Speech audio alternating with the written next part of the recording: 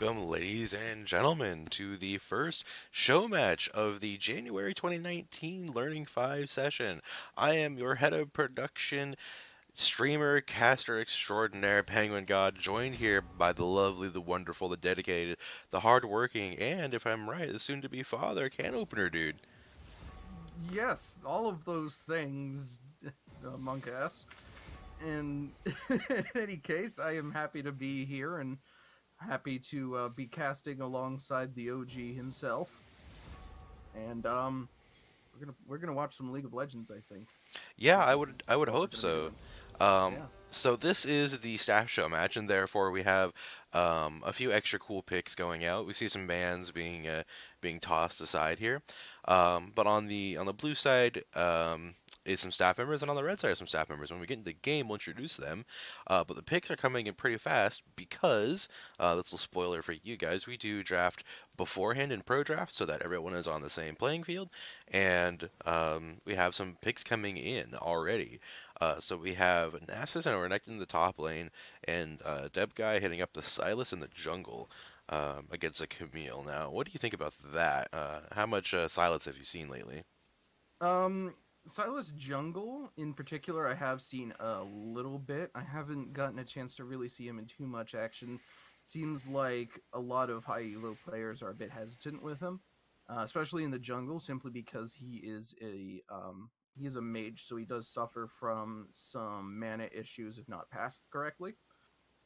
What I have seen, he is a fairly decent AOE clearer with his passive Petrocyte Chains, I believe is the name of it. So that allows him, that affords him a bit of clear in the jungle, which allows him to stay on par at least a bit while still being able to gank.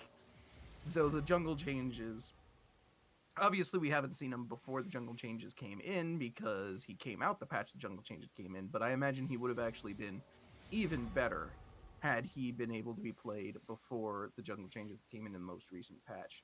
That being said, I do feel he is fairly decent, though it really does depend on how the team plays around him. His ganks are okay, but and he has a fair bit of CC, but he does require a fair bit of commit from the laner as well to secure kills because especially early game he does not have a whole lot of damage, and he's also very squishy. So if a duelist like say Camille gets on him, he's going to lose that 1v1 pretty heavily. Hmm. So that's the pick that really surprises me so far, other than the fact that we've now got a victor in the bot lane.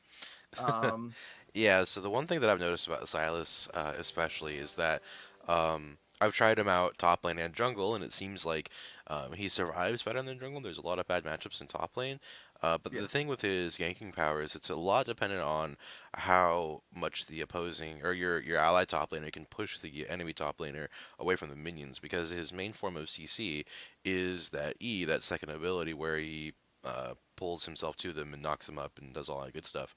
Um, and gets them to stand still for a second. The slow is alright, and the heal is great for dueling, but it's really that chain pull. But I feel like we've touched on Silas enough. We'll see how well Deb Guy plays on that. But let's talk about this bot lane for a little bit. We have a pretty typical bot lane with Ezreal and Thresh. It's just a simple poke and sustain lane with a little bit of engage potential when the Camille comes down there. But the Victor Leona, this is like a hard engage lane, especially when the junglers and the mid laner gets involved. The the Galio is going to be able to use his ultimate to get down with that bot lane skirmish a lot faster, and because Silas and Leona are both going to be so far into the enemies, it's likely that at least the Thresh is going to get knocked up, if not the Camille and the Ezreal as well. However, the Camille and the Ezreal do have a couple ways to get out of that, so it's less likely they get caught in it. But maybe they'll pick up a few kills on the Thresh here. They decide that this nice comp is going on here. Now, what do you think about these Victor bot lanes where the team doesn't have like a full damage 80 carry long range tower taker? They just have Well, the Victor. The lack of an AD carry is going to give them very hard because that means that their only form of significant AD damage is going to be from the Renekton, and the Renekton is, unless anti gravity can absolutely destroy his lane against Swift's Nasus, which spoiler alert, he won't.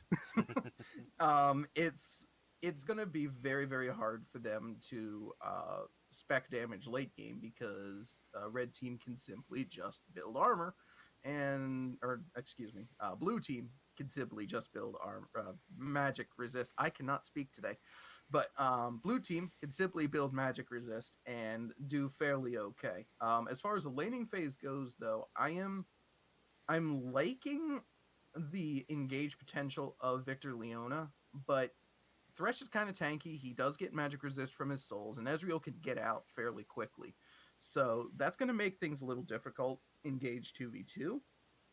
And beyond that, I really don't like the use of this teleport on the Victor. Yes, it'll get you a free recall, but beyond that, I feel like any other summoner spell would be fine. They don't have a single heal on the team, which means team fight survivability is very low. They don't have any sort of sustain on their team whatsoever outside of Renekton's Q.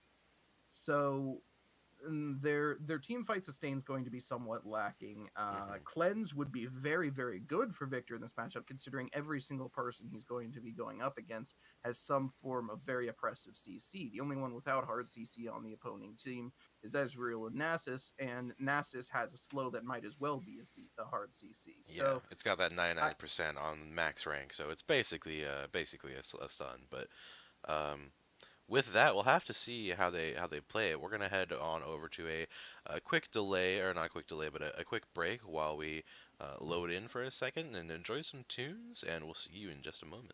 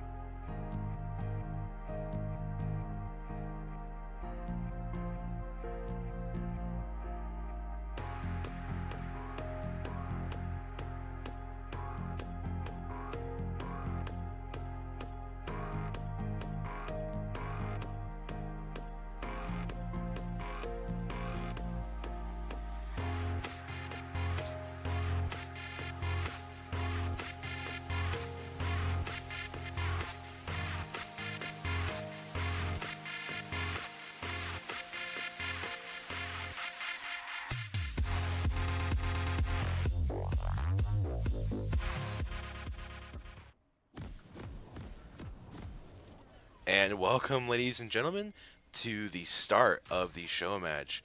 Here we have Team League of Legends was a mistake on the blue side, with Swift in the top lane, Ben in the jungle, Finnick in the mid lane, one of our newest staff members, Flashes.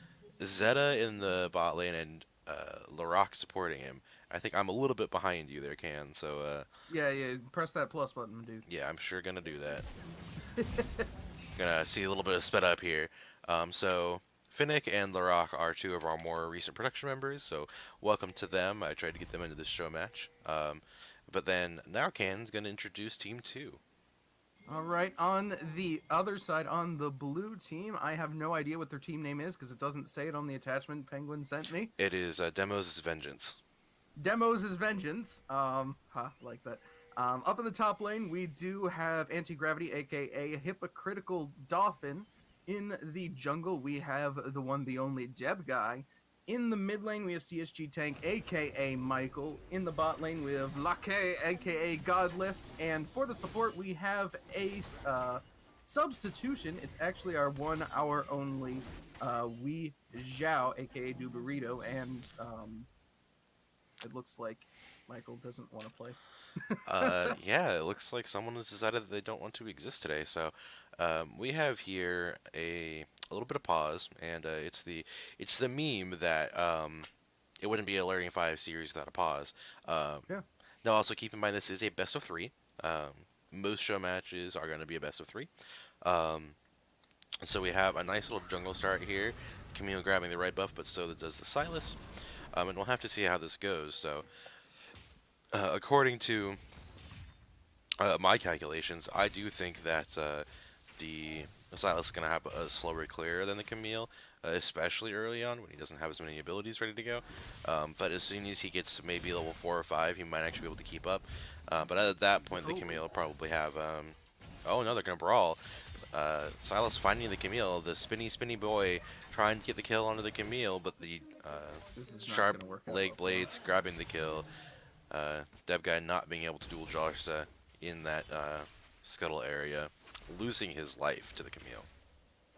Yeah, that's what I'm talking about. His dueling power, especially against a person like Camille. Okay, Interesting. that was a very that was a way to aim that there. That Good job. existed. That was a thing that can happen.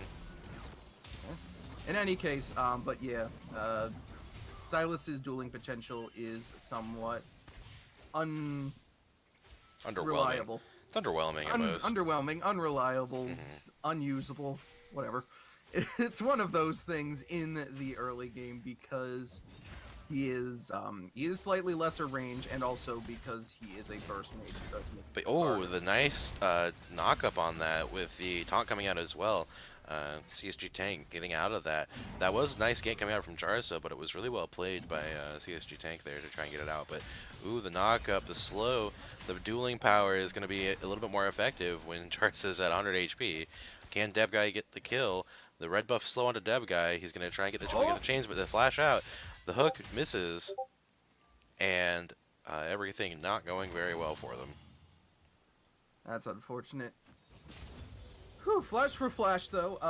However, Deb Guy's flash is almost already halfway recharged, so something to bear in mind that does limit Jarsa's ganks somewhat in this early game, because without the flash, he can only engage from a smaller angle. I'm liking how this bot lane's progressing though. Yeah, the spot lane's really interesting. The Ezreal is up a couple CS, so the Victor is keeping up really well. But yeah, we'll see how that progresses as the lane goes on. But what's more intriguing to me is this top lane. It's the brothers top lane, and this is usually how these lanes go. The Nasus just really isn't able to farm. It's kind of sad. Yeah, it is kind of sad. I'm interested here. Swift. Swift is actually someone I've played with quite a lot in the past. Okay, hello, Larock. Oh, Larock, being able to grab the hook and the ignite grabs the kill up as well.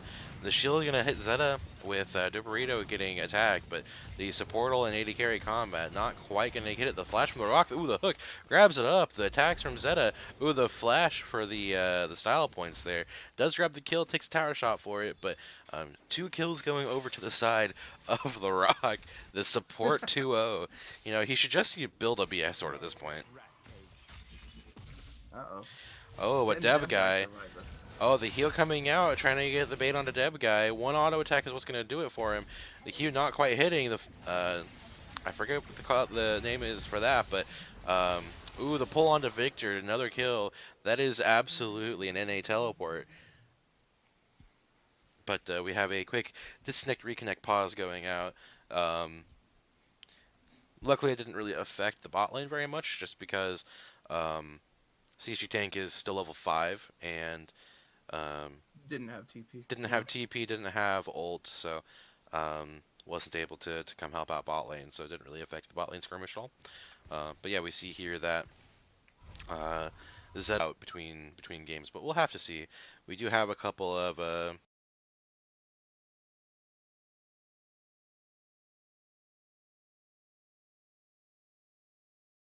staff member who's ready to go if needed.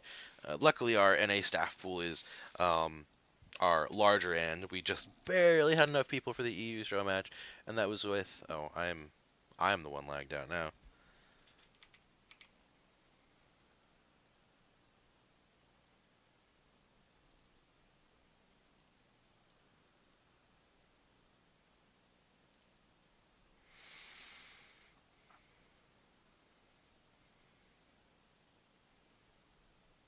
Oof. Okay. Are you back? Is the I'm stream back? I'm alive. The stream is alive. Okay. Good. Everyone is having connection issues today, Except for me. except for you apparently. I'm fine. Hooray. Can is No, but fine. Everything is fine. I only lost 1600 frames. It's okay. all right. Well, that's what Ugh. that's like 3 seconds. We're fine. But Yeah, it's 12.8, 2.8% of my stream so far. But while our mid laner is trying to find his internet as well as I am, um, we're gonna be in a little pause here. Let's talk about the implications that this bot lane constant skirmish has gone over. I would also like to point out, just casual point out that uh, the Godlift has just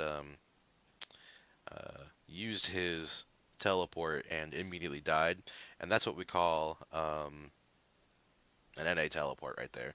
That's pretty typical of NA players to do. Is just go in and well, they die, they teleport back in the lane, and they die again. yeah. It is actually a fun fact. It was actually first pioneered in Korea by Impact, Hmm. and then it was brought over to NA. Yeah, it's So like a cancer. just like everything else, NA imported it from Korea, and Oh, the shade on that one was real. and in any case, but that was a bit of an interesting TP, and again, a reason why I did not like the TP here.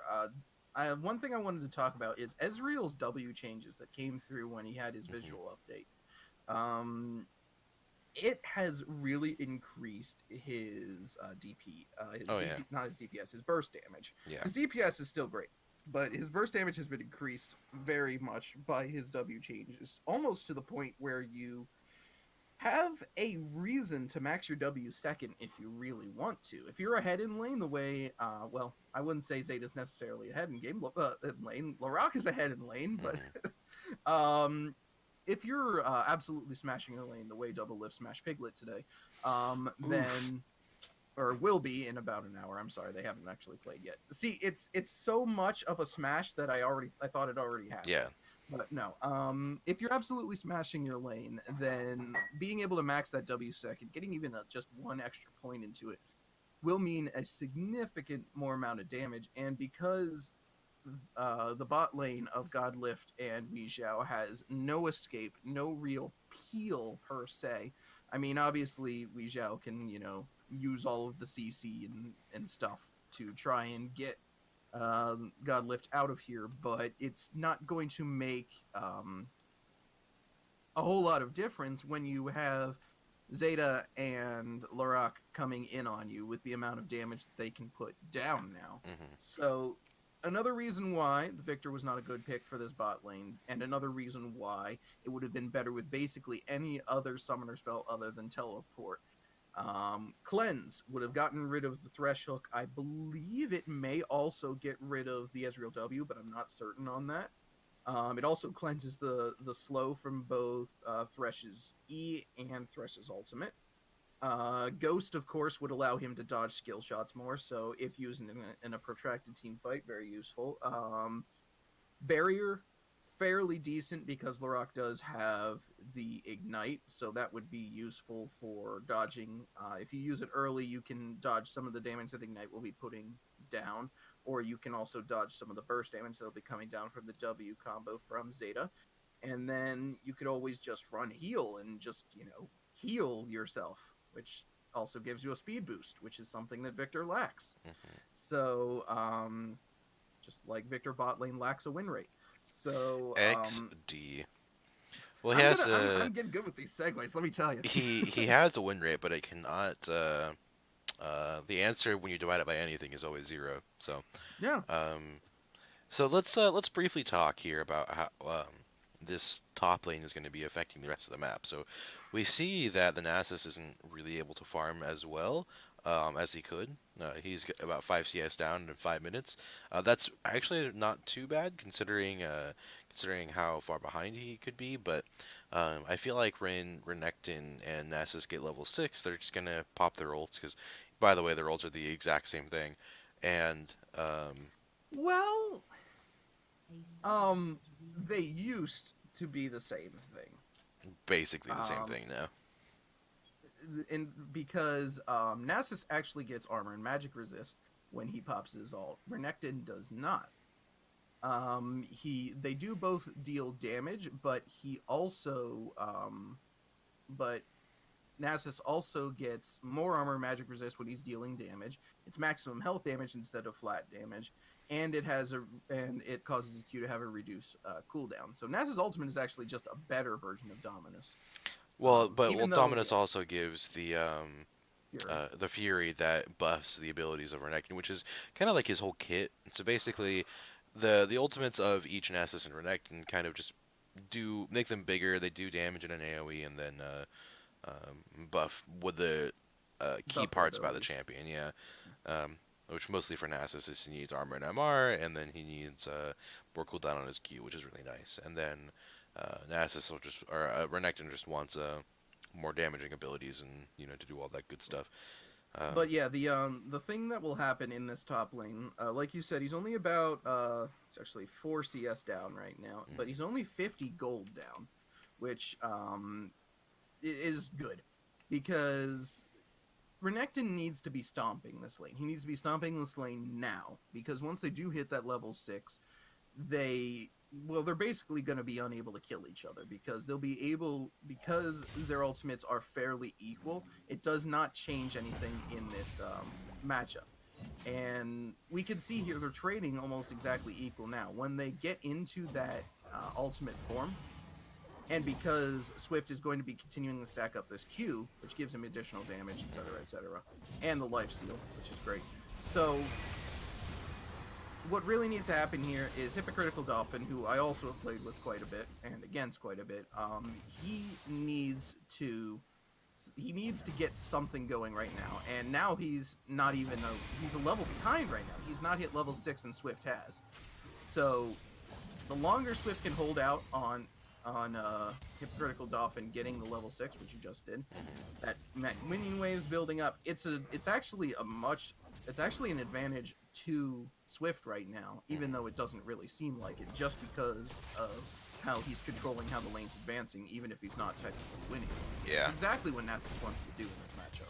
Oh, now that CSG Tank has his internet back, he's doing some brawling in the mid lane. I would also like to mention that there is that big minion wave that Swift is pushing into anti-gravity. The Jarsa with the gank, the red smite, but CSG Tank managing to slide on by, getting out of there just well enough. Yeah, But yeah, that was some fancy footwork there it by was. Michael, being able to get out of the getting out of the gank there. Like uh, that ability at hitting. Oh, hello. Oh, Dubarito going in, getting the stun, the knockup not quite landing, but the taunt gonna work out, stopping Jarsa. Whoa, that was a nice, weird interaction there. Just hops over the wall. It's a, I think that was just enough of the delay, which is why that worked. I'm not sure that's how that should work, but Well, thanks, right? because what happens is that Camille's E is is not canceled by auto attacks. Hmm. So when Jarsa when Jarsa walled away, he was still taunted, but most of the taunt duration was eaten by him in the moving Yeah. animation. It's not unstoppable the way that, say, a Vi ultimate or a what's the other one, Malphite ultimate would be, but it is somewhat it didn't cancel by auto attacks is Hmm. the main point there. So when he did that, he hit the wall, and the interesting interaction there is that he almost got an auto attack, but I think what happened was is because there is that second part of the E that you can use when you hit a wall. I think he was able to cancel the auto attack with that second part and get over the wall to escape. So pretty interesting interaction there. Like I said, I'm not sure if that's an intended interaction, like you said, but Hmm. Yeah, it's that just like is really a cool frustrating. interaction. It'd be really frustrating as a jungler and the support to see that, 1 HP kill that you desperately need to get your morale back going away. Or I think it was the support in the mid laner, but now we see the lanes are playing out much in the fashion that, for the top lane at least, much in the fashion that we thought, in that the Renekton was going to be getting some items and scaling up, and he actually hasn't gone back since he got those two longswords and the rejuve bead. He's just been doing a lot of damage with just those two. Whereas that's, oh my god, that was a long range E from Wei Zhao there. But interesting things that are going on here is that Deb Guy is up in farm, so is Michael, and so is the Victor as well. And so pretty interesting to see that even though they're 4 kills down, they're only about 1,000 gold down. Michael gonna go in, get the taunt, get the knockup, get some damage up. Jarsa having to hookshot away, but gets the stun out, wants to re-engage this. Nick coming up with the Anivia, trying to wall off CHG Tank. He does get it. The stun to go in, gonna get some damage off, but now he's in the range of the Silas. Finnick gonna back off from that and give up the Scuttlecrap potentially. Yep, they do give it up. Um, but it looks like Jarsa and Finnick might want to engage us a little bit more. CG Tank is, a magic tank, so the Rock missing both of his abilities there. There's a lot of action going on. Dubrito going in. The Lantern potentially going to save him, just getting out of the Solar Flare. Another stun, but a whack comes out from Dubrito trying to get in. Another stun coming out for the Rock. The Rock, a lot of damage going on to him. The hook, the flay, a lot of damage going down. The Ignite not going to quite get him, but maybe with the minions, I mean Winions going down there getting another hook down. The Flay not coming out to get him under the tower, but wow, Larocque absolutely dominating this lane basically by himself. Zeta Yeah, is who's just a the carry in non-fact. this lane? Zeta is a non-factor at this point. Well, it does kind of suck because Ezreal's not necessarily a lane ADC, and if Victor wants to do anything in a lane against an Ezreal, he has to force the Ezreal to play as a lane ADC. So this is the way that Godlift gets ahead, is by forcing Zeta to play a game that he doesn't want to play. Yep. And they're going to grab some turret platings up here because Nessus had to go back again. Then I will remind you, Hypocritical Dolphin still has not backed after those two longswords and the rejuve bead. He still has so much gold on him, and you can see here that he's got 2,200 gold sitting in his pocket, ready to go. He has not backed yet. They're not going to get more turret planes because Ness is going to teleport up there. But now he's basically going to go back and get, every single item they could ever want and dream as an early game Nasus. He's already 20 CS ahead. Now we see that the mid lane is also ahead for the Galio. Finnick is not having the best time here against Michael, but he's surviving in the lane, and that's what's important for the Anivia. Anivia just gets better as the game goes on. She gets her peak power spike is, 4 items, 5 items, plus boots. Like, she's very much a late game champion. Oh, a lot of damage going down there from Zeta. So he does do damage, but, he's not getting any kills, so he must feel bad about himself a little bit. Um, but Larocque honestly, man, I'm gonna give you some friendly advice here. Just build a Storm Razor. You'll be fine. Or the rapid fire cannon. Yeah, Either one will work. something like that because you're the carry now. Ooh, the hook, I'm the carry now. the whole that whole hook not landing. Oh, but Zeta getting him even more damage on. He's been really good at hitting those WE combos. Um, the burrito getting flayed in. Another hook going out. The Rock has a magnet with these hooks. Not quite Well, landing the kills though, just yet. well, one thing, in all fairness, the one time I played in a staff show match, I landed almost all of my hooks when I was playing Thresh as well. So there seems to be a buff that when you're in a staff show match, just Thresh does well. So I don't know. Maybe it's more like staff just play like monkeys when they're playing in a staff show match. So that could be it, but One normally. of the two. In any case, I do think that this oh, there's gonna be a turret plating the rock One turret again. plating the rocket, having another hook, and more spells landing on Duperito. But luckily, Duperito is a tanky boy. He's got some health potions as well to sustain himself, and it's possible that this just goes to another 5 minutes of farming, which would honestly be okay. Oh, nice, another hook. That was an easy hook though for Larock. But it's gone on Duperito. But CSG Tank has disconnected again, and another pause. And Finnick, what a good man, seeing that Michael is disconnected and just leaving him. You Yep. know? So we have some nice staff members. Finnick is one of our newest ones, so it's good to see that his character is that of a good person. Well, it seems like it was Zeta that was actually making the call to back off, according to the all chat. Okay. So that was good staff camaraderie there, Hmm. understanding. But It's also, I'm pretty sure, a little bit of intimidation because for some reason my new casters are always scared of Zeta coming in, which is interesting because he's not the one that really decides when people are and are not casters for learning pads. That's my job. Um, yeah, I don't know. He's an intimidating guy, I guess. He's been around forever, but yeah, in this top lane, let's talk about this since the camera is up there. About a 30 CS lead, 25 CS lead. Oh no, Zeta, what are you Zeta, doing? no! Grab the lantern. He's gonna use a stopwatch there to try and get out, but in the top lane, anti-gravity gonna get engaged on him, having to pop his dominus. Oh, but it walks into Jarsa, and now Dev Guy is all alone in this top lane. Getting quite a bit of damage down, but not quite gonna get it. One kill each for the Camille and the Nessus in the bot lane. Zeta actually managed to get out, grabbing the lantern after the stopwatch, I'm sure is what happened there. I was not looking because I was watching that 2v2 in the top lane, but unfortunate for anti-gravity to not see that Ben was coming up. Another hook going on to Duperito, getting a lot of damage on him. The ult coming in from both Duperito and Zeta. Zeta getting the kill on Duperito, though. Not enough damage coming out from this Victor to try and follow up for Duperito. It seems like, a normal AD carry, quote unquote, would have potentially done some more damage there, but gonna go in again. Oh boy, that's a rough feel right there. Finna getting a nice stun out, but it's Galio. You're not gonna kill him in this lane. You're just gonna farm for 17 years and then move to other lanes for a while.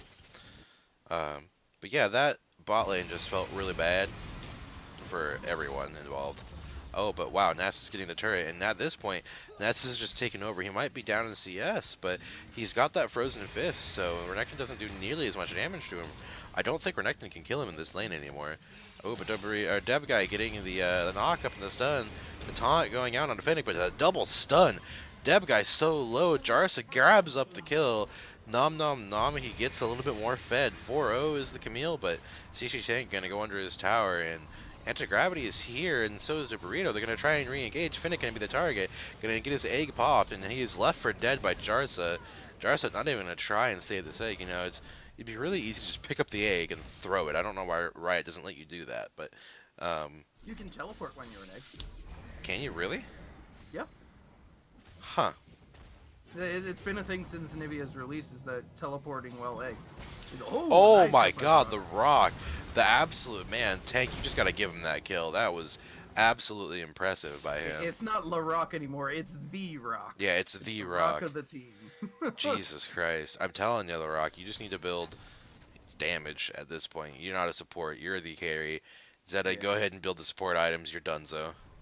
Yeah, it's interesting because whoa, Oh hello. my god, the Flash Flay, the Lantern coming in, but the Flash coming out from the Victor does get him out, but Zeta and LaRock are summed up under this. The stolen ult for Deb Guy grabs it out. The return ult gonna grab it, getting a message on Discord, streamer mode not working, but Zeta grabbing the kills up with his Camille of Jarvis to the Lantern, gonna yeet the Ezreal out and out, and Jarsa hops on out. So I don't know how the hell they managed to all survive there, but somehow they managed to turn that friggin' what was it, a 1v2 into a 3v1 and get out. It was very confusing. And it looks like the Rift Herald is actually going to not do anything as well. Everything coming up Millhouse for the blue team here. Yep, and my computer There we giving me go, a CHG notification, Tank. and there goes CHG Tank yet again. He's just going to walk away. We're going to watch him walk back to base for a little bit. It's a good You time. know, it's director camera sometimes has its ups and downs, but overall it's a good tool. For the most part, yeah. Yeah. One thing I do want to talk about, this NASA starting to take over here. This is Renekton is on a timer, no matter who he's facing in lane. But especially when going up against something like a Nasus, Nasus more than any other champion in the game. But he's on a timer. If he doesn't win by level 7, there's no way he's winning, because he just cannot keep up once Nasus gets his stacks, once Nasus gets his items, once Nasus gets his ultimate. It's just advantage after advantage just flows into Nasus once you hit that level 6, level 7. And I mean, Swift is almost a Nasus one trick. So putting him on his best champion in a lane where he feels the most comfortable against a matchup where he will eventually win as long as he simply does not die, it's asking for trouble. So I do want to see them adjust the bans for game 2, whether they win or lose. I do want to see red team adjust the bans here. And nice landing. Yep, and we see that the gate coming in from the top, laying the ult, and the Nasus is going to try and 1v2, but gets quite a bit of damage on the anti-gravity. Almost gets the kill. Oh my god, he gets it, and he's going to sustain up. I don't know if he's going to kill CSG Tank, but he might be able to sustain up. No, he goes down, but in the bot lane, we also have another engage. The Rock getting more hooks and more pulls, and return kills going down, trying to get some more gold in their pockets, but Yo, oh boy. hold on. Swift just got the double kill. Did he He actually got the get... after the death double kill. Oh my god, Swift, you're a monster! That is they got an ace off that. a cross map ace. Swift is an absolute madman on this Nasus, going absolutely crazy. That is absolutely nutty from him. Meanwhile, that was a 4v5 too, because Finnick was mid lane getting a tower. Yeah. That's all they needed this Anivia to do, was just push lanes and stop the pushing from the enemy team. So, this game is going very well in their favor. And now the Mountain Drake is their next target. It's 7,000 gold difference right now, so they are definitely ahead on the blue team. Yeah. But that just shows the absolute amount of lane dominance they have, and I gotta hand it to Swift. Not only was he able to get the double kill, he had the presence of mind to know that there was no point in trying to get out of there. I believe he had his flash up at that point. I'm not 100% certain, but they had the presence of mind to know that there was no point in trying to get out of there and to just go for the damage, and to be able to put the damage down on the targets, even when they were standing so close together, to be able to pick up anti-gravity first, sustain enough to be able to do enough damage that Michael was able to die to the minions too. Nice. Very, very well done. A nice double stun out from Finnick again. He had to burn his flash for that, but that was okay. But I do agree that there was basically no point in that, trying to flash out, but Michael going to be the target again. Poor boy has been lagging out, and they're trying to kill him. Jarvis are going to grab up that pink ward for him. If we had a crowd, they'd be cheering right now. TSM! Not screw TSM, but we have Deb Guy going to get ulted at, but not quite going to hit anti-gravity, and Swift going to be in the top lane duking out again, but Michael going to be pulled into the team, but not going to quite get anything going on. And boy, this is rough, and the Rock finds another hook. He gets a shutdown. That is a lot of gold going over the Victor. That was so much gold in his pocket. He does go down for it, but Jar's going to be the target. The Redemption not quite coming out in time. The Rock not going to be able to heal him out. He's going to get another kill going down, but 7,000 gold is the lead right now. Depp guy grabs up the Ezreal ult, uses his own to try and get some damage to get to a wave clear, but other than that, a couple kills traded down and a giant amount of gold in the victor's pocket. Very, very important for Victor to pick up that kill. Godlift going to be able to do good things with that gold, but is it enough?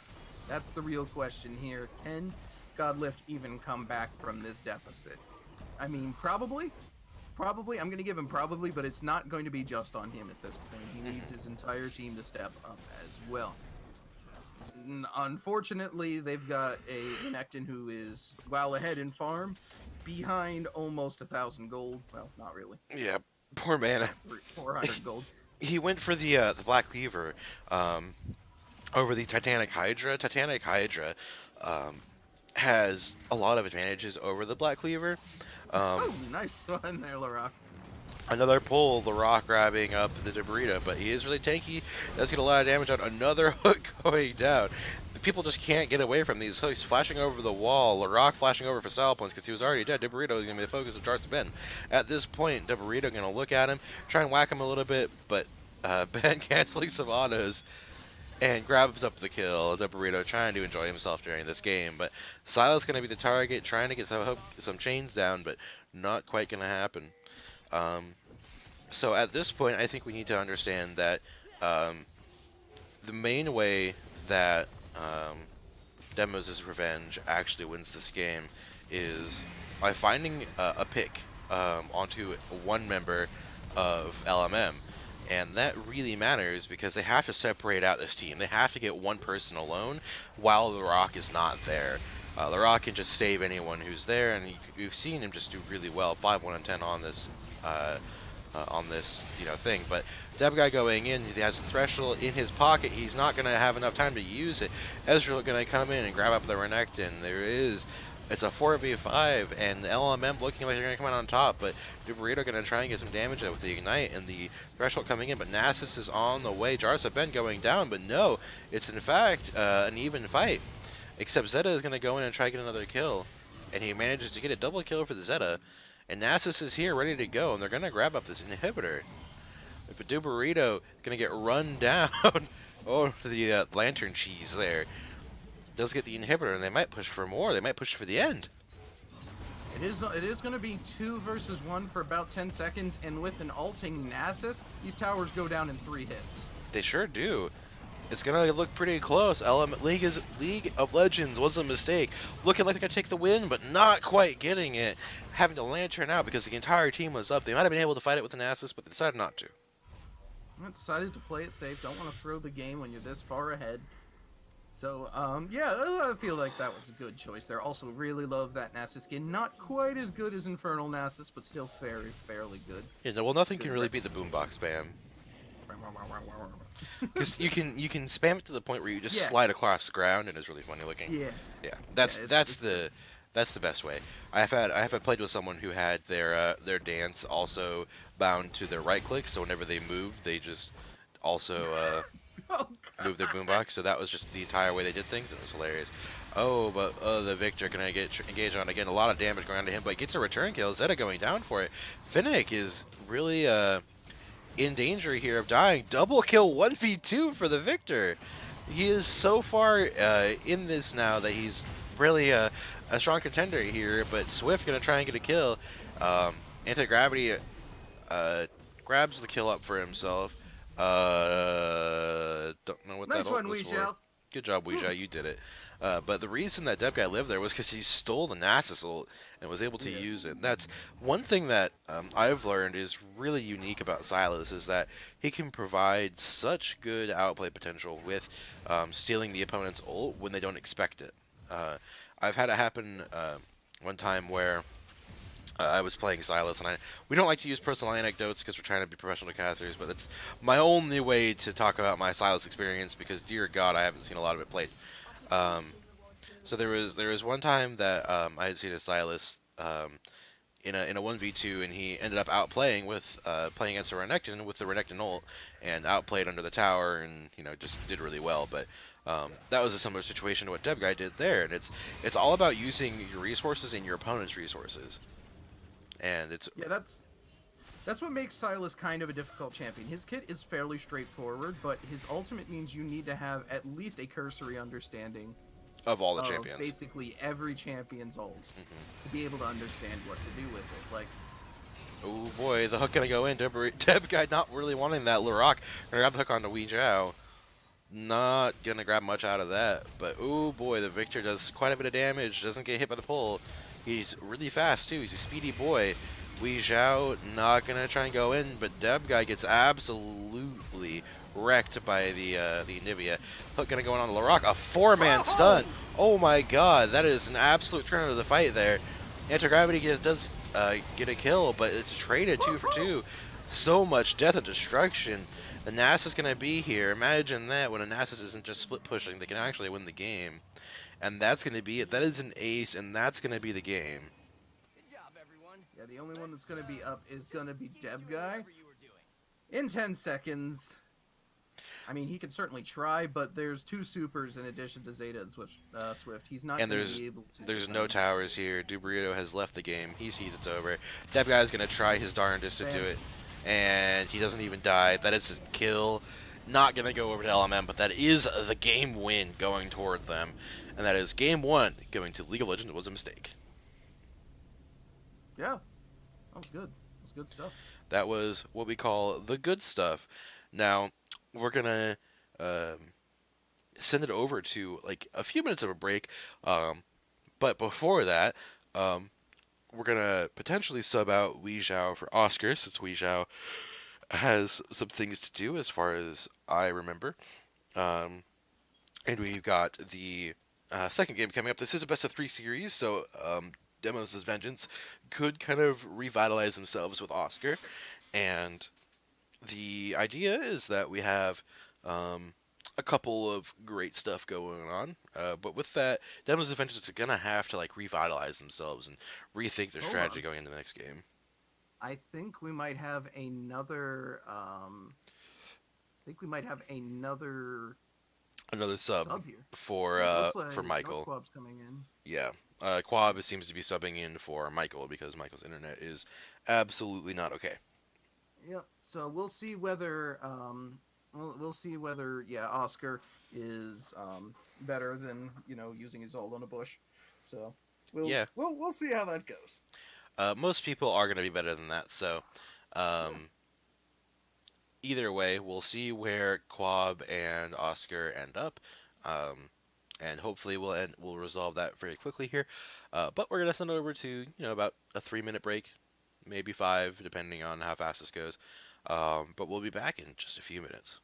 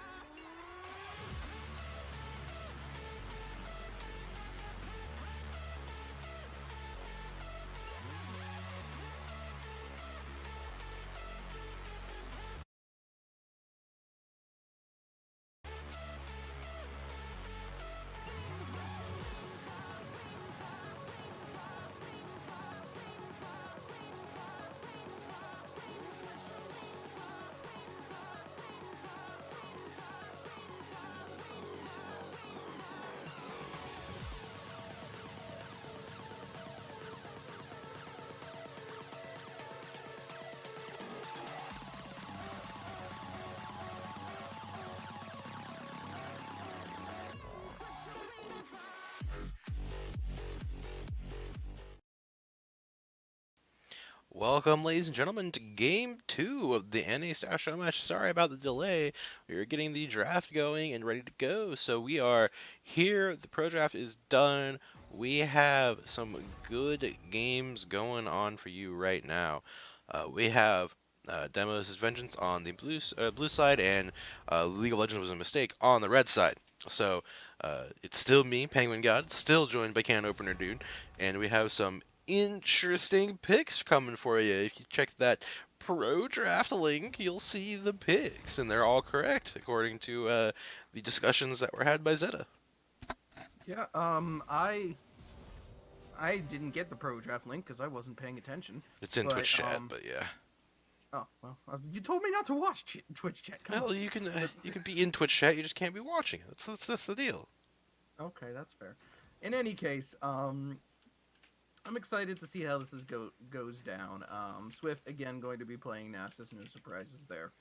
The rest of the picks so far, though, really interested that they did manage to get Aatrox here. Aatrox very very strong. Not as strong as he was at Worlds, but still very good.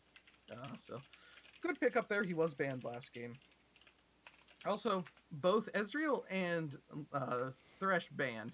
I do like the respect given to Zeta and Larok because they did just absolutely smash. I think Zeta ended up like 12-4 last game, something crazy like that. Hmm.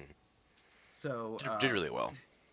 yeah, so good good change there. But I would have liked to have seen a ban on to Swift's Nasus because Nasus is by far his best champion.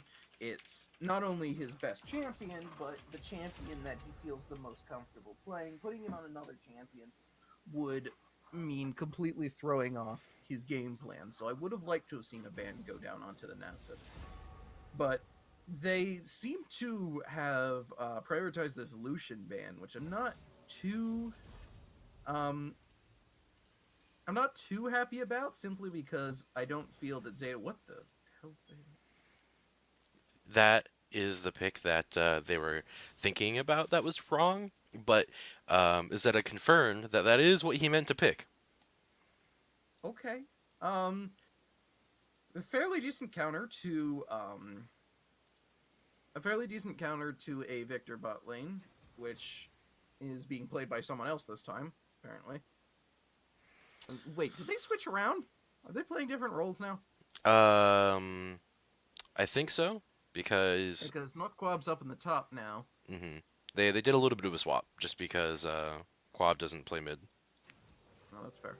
So, yeah, with Quab up in the top lane, that brings Hypocritical Dolphin to the mid lane. And that means Loki. Um, who, yeah, that's still the same person, right? That's still Godlift. Yeah. Yeah. Yeah, Godlift's still playing Victor. yeah, No idea why. Still playing the teleport. No idea why. yeah. Probably going to lose the game for his team. I know why. Um, and then we've got Oscar playing Morgana. Slightly better support for a Victor. Still a terrible decision to pick the Victor, but I'm going to stop blaming him now. On the other side, Lux Pike. Um, Lux, I guess they do have Xin Zhao and Nasus, so they're not in the same situation that was happening last game with the Mage bot. They still will have some AD damage. I'm still kind of confused as to why these teams are so averse to traditional ADCs. I guess four of them being banned has something to do with that. Um, Beyond that, I do like the Pike for Larok here. Obviously, he could have got Blitzcrank as well. That would be another hook-based champion since Larok seems to be a god at landing hooks. So that would have been something he could have done, but I do like the Pike. Pike a little bit more of an aggressive pick. Will do very well against Morgana because Morgana's shield, while it does stop CC, it is a magic damage shield. So it'll stop the Lux damage, it'll stop the CC, but it will not stop the Pike damage, and it certainly won't stop the Pike ultimate. So excited to see how Pike does there. Oh, good! Godlift finally took heal. He's Good paying job. attention. Good boy. All right.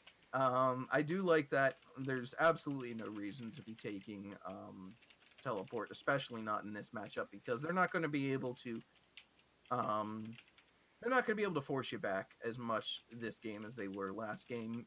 With the Morgana, that you'll be a little bit safer here on this Victor. So I do like taking the heal for the fights. I also like Hypocritical Dolphin picking up this cleanse in the Anivia matchup. That's going to be fairly useful.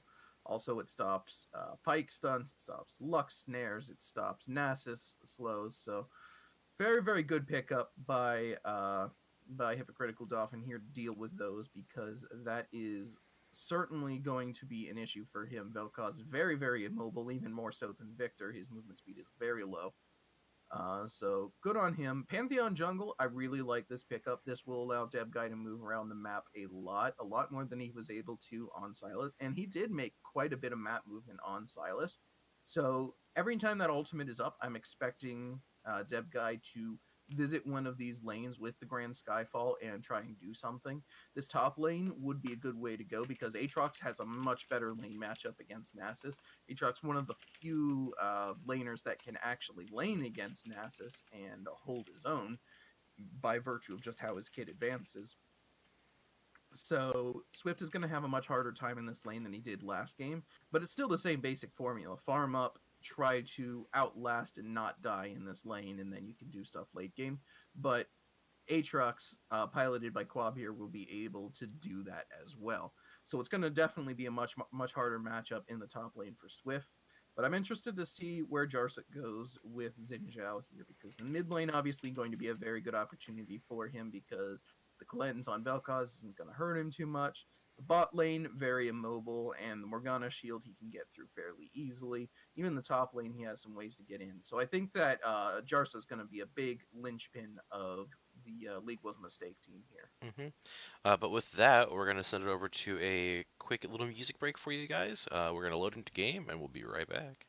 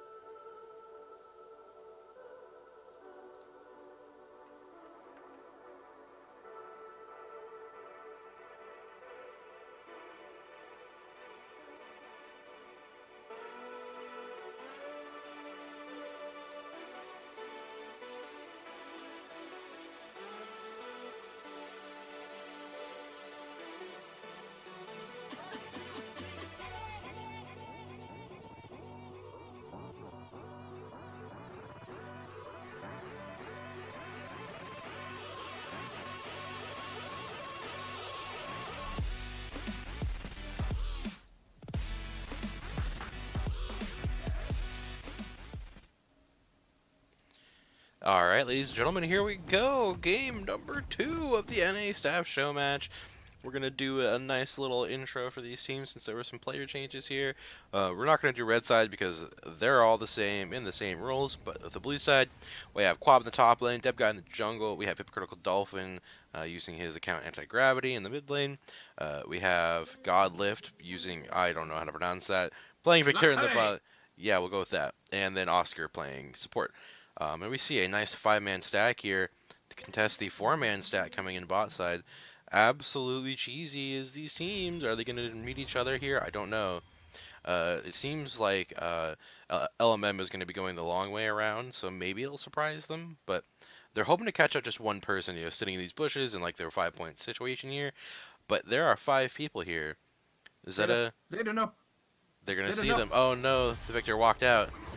A lot of damage going down here. There's going to be a stun and a root. First blood down onto Jarsa. Already starting the game better, but Finnick is going to be the next target. Quab and Debguy running him down. Oh Oh, my god. That's a feels bad, man. Oh, that must not feel good for Finnick. This is his first staff show match, and this first game he did pretty well. He went even in his lane, and he kind of existed as a champion and did all these kind of great things. But going into the first minute of the second game and fails his flash, that probably wasn't even necessary. you know, I do want to point out here one minor thing. I know Zeta, if he hears me say this, he is going to get very angry. But Which is why you want to say it.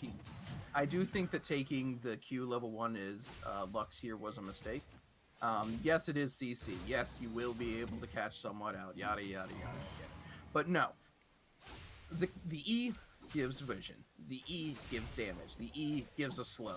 You already had hard CC from Finnick. You had hard CC from Lorak. You do not need more hard CC in a level 1 gate. What you Hmm. need is more damage.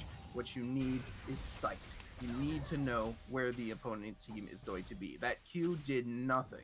If he had thrown an E into that bush, he would have seen all four. They would have immediately backed off. No one would have died. So Yep. I do feel that that was a mistake to take the Q level 1. Maybe it was just a spur of the moment thing. Oh, I see someone. I'll take Q and hit them. But I feel like had he been given more of a thought into how to play that level 1, it would have been, ooh, nice hit onto Oscar there. Yep. Nice little damage going in this lane. Oscar going to throw out the Q. Not quite going to get anything, but um, now Finnick is down a flash, down his egg, so the ain't gonna come in. Deb guy and anti-gravity gonna pick up another kill onto this poor Nivea. I'd also like to casually mention that Finnick is our currently lowest ranked staff member in this game, so kind of picking on Yikes! him a little bit. That was some shade. That's just what he is. I'm not gonna sugarcoat it. He's the lowest ranked person here. Like there's nothing wrong with it. I'm not gonna blame him for not playing ranked or anything or not doing well, but but in this bot lane, almost two kills going over to the bot lane. Zed on the Rock doing really well for themselves, but um, poor Deb's I angry now. You can tell. you can tell He's playing mad. he heard you for sure. Yeah, He's got the stream open in the background and he heard you talking about him. So um, I'll continue to flame him so he plays better. yeah, that's totally what we're going for here.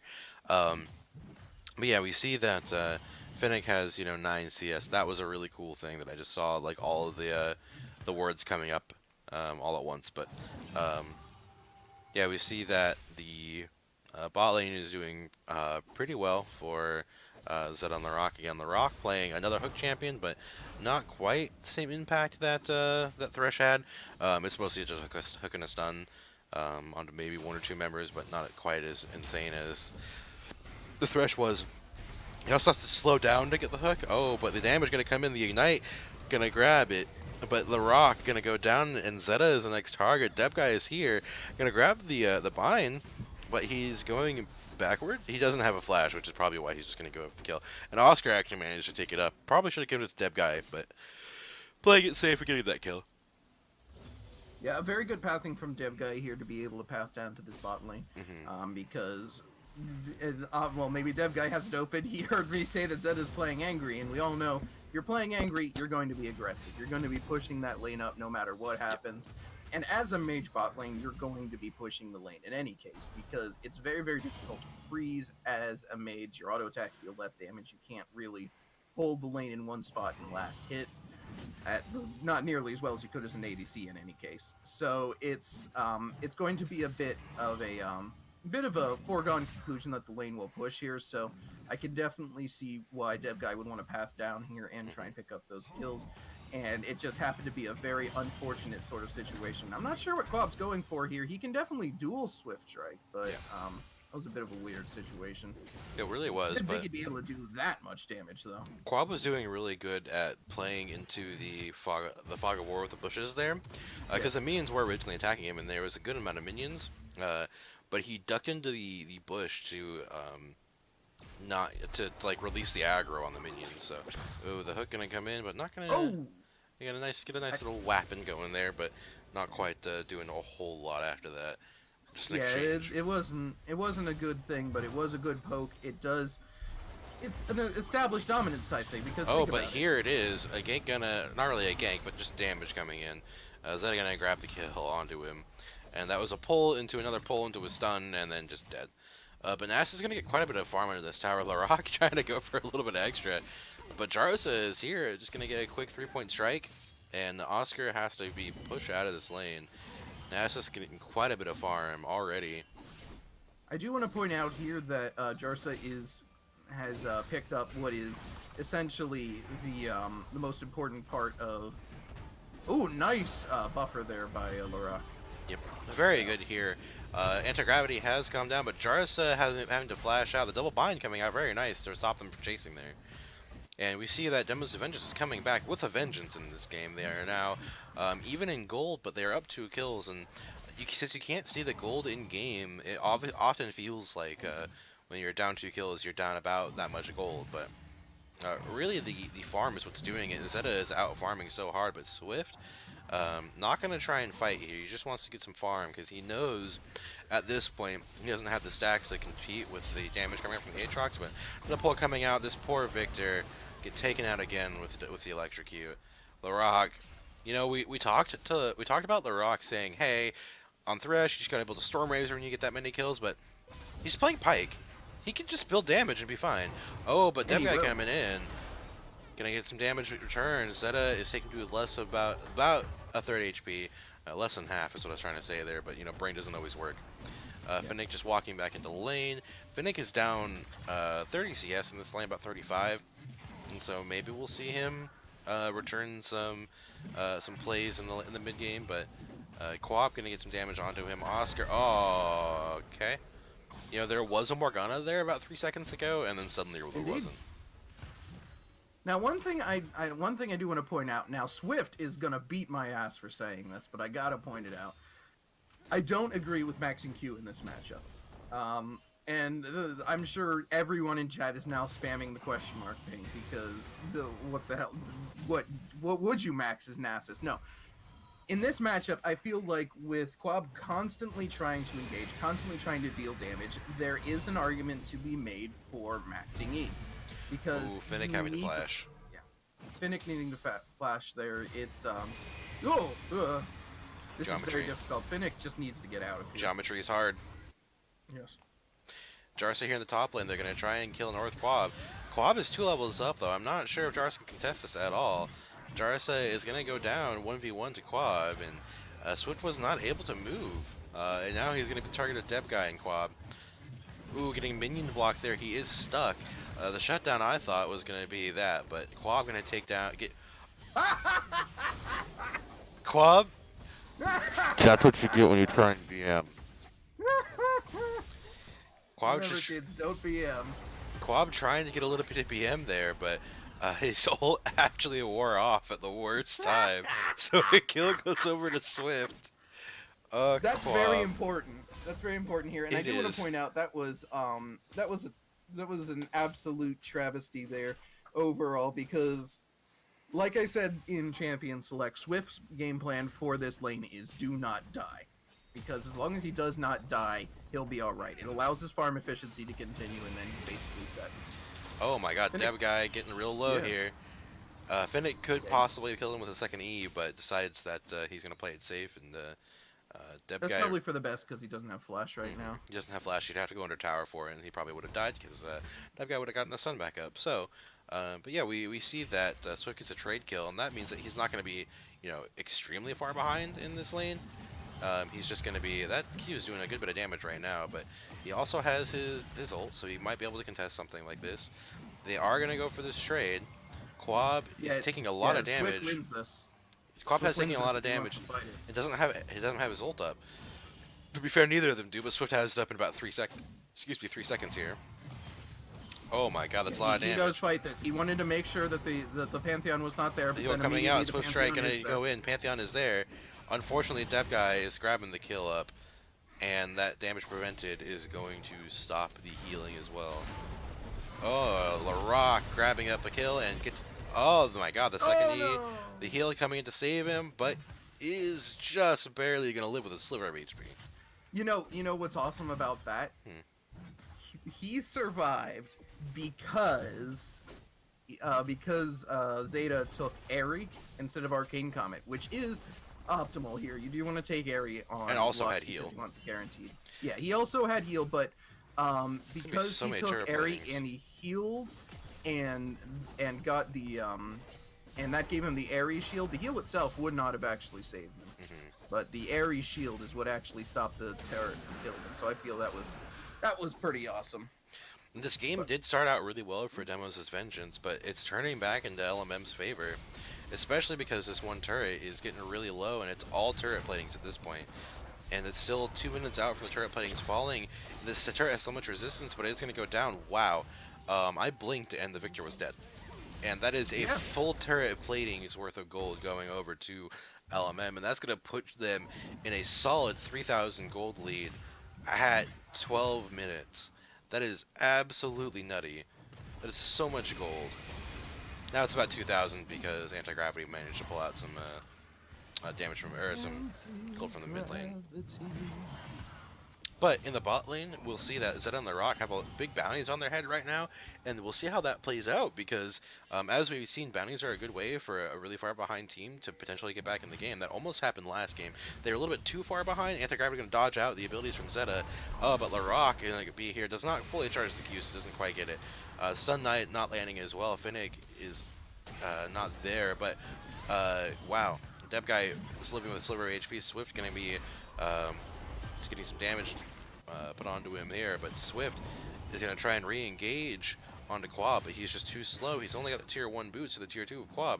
Quab also has a Ninja Tab Eye, so the key damage is also reduced by 12% because it's considered an auto attack. I think it's still 12%, isn't it? Yes, 12%. something. Yeah, because it just enhances basic attack. But Quab has his ult, and he's going to be dropping it down. Swift going to be taken really low, not quite taken down before his ult goes down. The revive coming in. Jarus going to try and get the kill. Swift Strike going to try and re-engage. Double kill for the North Quab. 1v2 grabs that up for How did he himself. even do that? Wait, Zeta, you're inting. No. Please stop. Oh, the slow going down. The stun coming down as well. The rock going to be a focus down. Not quite getting hit by the Q. Quab getting a double kill on the top lane. Absolutely insane. He's got 600 gold bounty on the Rock getting taken down as well. Shutdown gold going over to anti-gravity.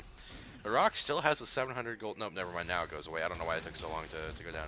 Oh my god, the passive getting procced here. There's so much fighting and brawling going on. You know how there was 3,000 gold lead? The teams are now even. Turret plating has fallen, so no more turret plating. But anti-gravity getting taken out by Finnick with the Is this turret. Renegades? I don't understand what's going on. The teams are just not playing like not monkeys, and Oscar gonna get so much damage onto him. Finnick he ignited, but the double icicle, I don't know what that ability is called, but I'm not gonna worry about it. Double Frozen Lands. Oh wait, no. is it Frozen Lance? I don't know. Frostbite. Frostbite, whatever. Is that the E? I don't know. But Deb Yeah, guy. that Frostbite's the. Meanwhile, Deb guy is playing smart and getting objectives and not just going for high kill numbers. Jesus, Dev guy with an actual brain. I don't Who would understand. have thought? Who would have thought Deb guy had the brain in this game? We have multiple diamond players in this game, and Deb guy is like gold, I think. Gold in rank, bronze in spirit. Yes, and diamond in brain, Apparently. apparently. Well, Instead masters of- because our diamond players don't have brains. apparently, because our diamond staff members are completely brainless here. But Yeah, who knows? I mean, they just want to brawl, dude. Come on, give them some credit here. I mean, if pro players can brawl, if we can have freaking 3 people dying to towers and Rift Herald in a pro Ooh, game, boy. I'm sure that this is fun. Oh, Lara. The Rock getting a lot of damage onto him. The nice stun going in. This change CC is doing really well, but oh my god, anti-gravity getting the nice death beam, ultimate death ray, I don't know. Disintegration ray, something like that. Triple kill Oh! though for anti-gravity with the geometry. Absolutely sick. I will say though that this is anti-gravity's main here. This Vel'Koz is absolutely insane. He's been playing it for so long that he just does so well. But in the bot lane, Quab has already gotten a tower for himself. He's working on a second one, so he's got it halfway down at this point. So we'll have to see how he continues with split pushing But I don't know if Swift can really contest this. He is down 2 kills, and there's a 750 gold bounty. But Rift is going to take out the mid lane turret, and teleport coming in from Finnick in the mid lane. Not sure if that's the best option because he's going to get stunned up and immediately killed. Except he doesn't. That is a kill going over. Anti-gravity going to return the kill though. Rift Herald does engage onto the tower. He does get quite a bit. She does a lot of damage to it, so it is going to be one hit away from getting killed. But return kills. Deb guy for Finnick in the mid lane under the tower. Dragon coming up right now is an Infernal, I believe. So they're going to be wanting to fighting over that really quickly. And I'm not sure which team is going to be able to get this, but Deb guy is down. He does have the Grand Skyfall, so he can rejoin. Infernal Drake has spawned. Scuttlecrab going to go down. Quab going to fight Larocque. Does push him off, but it is now Quab versus the world by himself. Doesn't get rooted. I'm talking a lot because they're just non-stop brawling and my voice is dying, but we'll survive. The bind coming in, the knockup coming in, Swift going down, the ult coming in, not quite going to get it, but the I don't know what that ability is called. The X marks the spot. Gonna grab the kill. Jarsa is now the only one left. Larocque and Jarsa gonna try and go in. Larocque not able to get another reset on his ult, so he goes down. But now the Dragon is the target. Finnick is the only one up for LMM. Is he gonna go in? I don't think he is. I think his team is telling him just to go farm something for a little while. Quab, the MVP of that fight, really. Whew, boy, I Yeah, could stop talking for a second. This Aatrox is very, very important to Demos' revenge. Both the team and the abstract concept. Yes. It's very, very important how Quab is playing here, and this is exactly what I was talking about in the last game. Whenever you're playing against a Nasus, you're on a timer. You need to get ahead before Nasus takes over the game, and that's exactly what Quab has done here. So, while Nasus will certainly be able to come back into this game 100%, now that the outer towers are all down, he can basically farm lanes for free. So, now they're on a kind of a different timer. Holy son of a damage! Goodbye, Zeta. You existed once, but that lifeform disintegration ray just destroyed you. You were a life form once, but now you're disintegrated. Really like those buffers from Larocque, though. Very well done. But yeah, so now Demos' revenge is on a different kind of timer. Now they need to close out the game before it goes to 6 items. Because if it goes to 6 items, then Nasus becomes the best champion in the game. Yeah. So that's where it's at right now. And they have a significant amount of time. They have about 15 minutes-ish to push this game to a point where it's not comebackable. So if we can use that word. Yeah. So that's where we're at right now. So what it's going to be for Team LWAM, not LMM. I don't know where you getting that second M from anyway. You know, I don't ask questions like that. I just blame Comp Sister. Okay. Well, in any case, what it's going to be happening for League Was a Mistake is that they basically just need to turtle for the next 15 minutes. And that's a very hard thing to do, given that these teams just want to fight constantly. But that's really what their most effective win con here is just turtle for 15 minutes, use your Nexus of Fate, and just wait for, that's an MTG reference. Oh boy. Goodbye, Zeta. Zeta is dead, but Quab is low health. Zeta is dead. Wow, I can't believe you pulled out the old meme.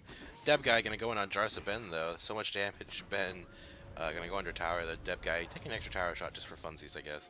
Anti-gravity pushing down the mid lane though. They're on this inhibitor tower. There's one whole shot left on the minion and it's down now, so they're gonna be tanking it up a little bit. But Deb guy is gonna go down to this 100%. Good job, Larocque. You absolutely outplayed that man. But now the tower is going down because you're the only one here. They should be able to protect the inhibitor though. He has some teammates now. Larocque gonna play this very aggressively because he can. He has ways of getting out. Anyway, one thing I wanted to point out, well, we've got a lull in the action here. I missed my opportunity to make a geometry joke. I was going to say a squared plus b squared equals c death. What? Come on, man. It was gonna be so good. I was so excited, but then they just kept fighting, and I was very angry. You know, that's all they've been doing this game. There's been, what is that, 37 kills in a 20-minute game? Yeah. That's a lot of kills. It really is a lot of kills, but now LaRock is not Oh, in a he good hooked spot. North Quab. That's not what you want to do. That is not what you want to see. Imagine being uh this nice little like half dead ocean dude, and you're just trying to hook some squishy boys in, and you see this. Oh, goodbye, Jarsa.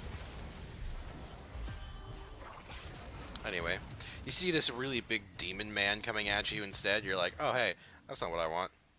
Yeah, I don't want that. I'm used to Yeah. fishing out, fish and not giant demons. Or what are they called now? Like, well, they're darkened, They're but darkened, but they're basically demons. They're demon and it weapons. wasn't there like didn't they like give them some Shuriman name as well, like some kind of like Yeah, like Shrima had a name failed for or them. risen Yeah, bullshit Shrima had a name for them because stuff. I said stuff. yeah, that stuff. But Quab getting chased down here by all three, but he's gonna get a lot of damage onto the Rock. The Rock taking real low, but he's gonna try and oh my God, the prediction and Oh, the X marks the spot, grabs the kill. The is Rock that you, Mata? is that an absolute monster of a man? Is the Rock? God, I am upset but happy that that worked. I'd like to point out that Larock is the only one who has a positive KDA on his team. LaRock is an absolute monster, and I'm very, very glad I brought him onto the team because how could I not do that with his performance today? Yeah, his application was oh hello goodbye dead guy Oof. goodbye other guy goodbye dead guy goodbye dead guy. Anyway, but yeah, I mean he probably just sent in a couple clips of Thresh. I didn't get to see his application because he's a what is he, a video editor? Yeah, he's a video editor. He was a really solid video editor, and he actually had to edit the clip that the raw VOD that I gave. Goodbye, Nasus. Raw VOD that I gave was of a match that he was actually in, and he didn't focus Oh. on himself, which was really cool. But oh my God, the Rock going down. Speaking of which, there's just at this point, there's no reason for me to scream about all these little skirmishes that are going on. People are just Yeah. dying. I think there's been someone dead constantly this entire game. Yeah, we're gonna, unless it's a full-on team fight, we'll just continue to talk. We'll about just our we'll chat just talk pages. we'll just talk through the mini skirmishes that are going on because like what are you supposed to do? Like they're Oh, constantly someone's fighting. dead. Oh. Yeah. Oh, look, someone got blown up. Yeah. Great. In any case, but no, yeah, I was gonna say he probably just sent in a clip of him playing Thresh, and it's just like, man, hire this. Yeah, right. Hire this man. Right, please. Alright, give him a job. But no, I am very A excited. job in the sense that about- it's volunteer. No one gets paid for this. Yeah, no one, not even Sylph. No one gets paid for this. Not even Jump. No, well, not for this. Not for Jump this. gets paid for a lot of things. Jump gets paid for a lot of things, and we're very proud of that man. But anyway, no, we're Not not. proud of his drinking habit. No. Jump is definitely not an alcoholic. Okay, Uh, we're giving a PSA here. Alcohol is bad. Do not become an alcoholic. Drugs are bad. Alcohol is bad. Everything is fine in moderation. Everything will kill you. Yes. Just don't do anything. Yeah, just sit in your room and play League of Legends, and that'll kill you at some point. But at least you'll have some fun being mad at the game. Yeah. Swift and Quab are just kind of like going at it, doing their thing. Quab hasn't even popped his ult yet, so yeah, this is just Swift dying. And I don't know why he went for that. He's 1-5. You can almost take on Quab, but not quite. Yeah, Deb guy gonna get killed with the ult. It's just one of those things. They're not gonna go down without even life form disintegration rate. Ben's just gonna go in, get some damage off. The Victor's gonna go down as well. It's just one of those things. Except he's not gonna go down because he flashed over the wall, and Joshua didn't flash over because he. Phoenix looking. Phoenix trying for something, but it's not gonna quite happen. But hey, Quab is here. Welcome, and he's gonna get one kill. He's probably gonna get the egg, except he's taking a lot of damage, so maybe not. Bird gonna go over the wall. Nice way to dodge out the Q from the Victor, the Vel'Koz. So, 1 for 3, a pretty worth for Noses' revenge. Vengeance. Sorry. So this explains why the Aatrox was banned game 1. Yeah, just a little bit. Although Quab wasn't even in that game, so. Yeah, it was a ban on the off chance that Quab just Yeah, showed up. Quab just like slipped his way in. Yeah. As you do when the 11th player shows up. There was actually a bug of that in closed beta, I've heard. Just randomly the game would load up and there'd be more than 10 people. It was fun. There's a lot of fun bugs like that in beta. Yeah, it was something like that. The most recent bugs that I found the most interesting were the spectator client dying bugs, where spectators would just not be able to spectate games sometimes. Yeah, And that's fun. yeah, they'd have to you had to make sure that you had someone added on your friends list from the teams that were playing. But hey, Quab is gonna die here. He got Well, bursted and he is taken down. yeah, he doesn't have his ultimate. No, he doesn't have his ult. He doesn't have like a GA or anything. He did have the Asterix Gauge would stop him from dying at a relatively fast pace, but he still went down. But like what are they gonna do with it? There's still four members of the enemy team that are really strong, so they can't just like immediately go for something. I mean, the Victor isn't that strong. He's doing well, but I mean, anti-gravity is your main focus here, other than Quab, and Quab is already dead. So, but anti-gravity is just gonna stay in the back and throw some Qs at every once in a while. Yeah, um, I do like that it was given over to Finnick. He will be able to pick up quite a lot from getting that Oh, shutdown. Zeta, you're just Deta. Yeah. Yes, I made the joke too. Caster's inting. What else is new? Yeah. Um, so you see there, that's what happens when you're out of position in a game like this, where everyone can kill everyone. Yeah, Like even it's just yeah. Oscar even has a lot of AP. Like, what are you gonna do? Like, everyone in this game has damage and can kill someone else. That's how this game works. But the inhib is gonna go down. That is gonna be supers going in the mid lane, and so that gives them the opportunity to just send Quab bot. He has the teleport. I'm actually gonna like do some actual evaluation now. So, That's fair. um, and so what they should do right now is send Quab to the bot lane. He has teleport, and Deb guy and all the rest of his team need to go top lane, pressure that lane, and get the tower, and then rotate to get vision around Baron. Uh, I don't think there needs to be I don't think there is a need for Quab to be here right now, considering he has teleport. And he can just re-engage the fight. But they're just gonna go straight on this Baron. It is a 5v5 though with everyone here. Ben is looking for it. He puts the ward down. It is going to be negated by that pink ward, and they're going to back off, knowing they're taking a lot of damage from this Baron. They're going to rotate onto Ben. Ben going to get the infernal chains on him. He's going to get taken out immediately, trying to go in, but not going to happen. They're going to re-engage on this Baron. Now that the smite is gone, oh boy, Dev guy is really low. He is going to have to go back and Grand Skyfall back in because he cannot stay here. If he takes one hit from this, he's dead. Yeah, it was a it was a good delay there, but I don't necessarily like the use of Finale's Funkel in this situation because that's a final spark. You people who don't know German. Also, this is the weirdest recall animation I've ever seen. Get me away from that. So, in any case, he just pulled his eye out of his skull. Like, what It the heck, happens. man? It happens, man. Sometimes you just have a problem. Zed on the Rock gonna try and kill Quab here, but the ult missing. I mean, Quab also had his ult, so the Rock is gonna be a target. Quab not gonna get taken out here. He's just gonna be big and fly his way out. Be big and fly. Yeah. And that's the thing. That's how to be Aatrox, is be big and fly. Yeah. Very well done, champion. Yes. Very balanced. And in any case, what was I saying? I completely forget what I was saying. That recall animation just threw me for such a loop. Yeah, it sure did. Ocean Drake can be picked up here by Demos' Revenge. We might be going to a game 3 here, ladies and gentlemen. This game has been really back and forth. 51 kills in a 30-minute game. I don't know what's going to happen. There are so many ticks right now on my time controls that I just, can't keep track of all of them. Yeah, this is a very important thing here is that remember I said about 15 minutes ago that Team League was a mistake, needs to stall for about 15 minutes. So they're not quite there yet. Not quite. So I was off.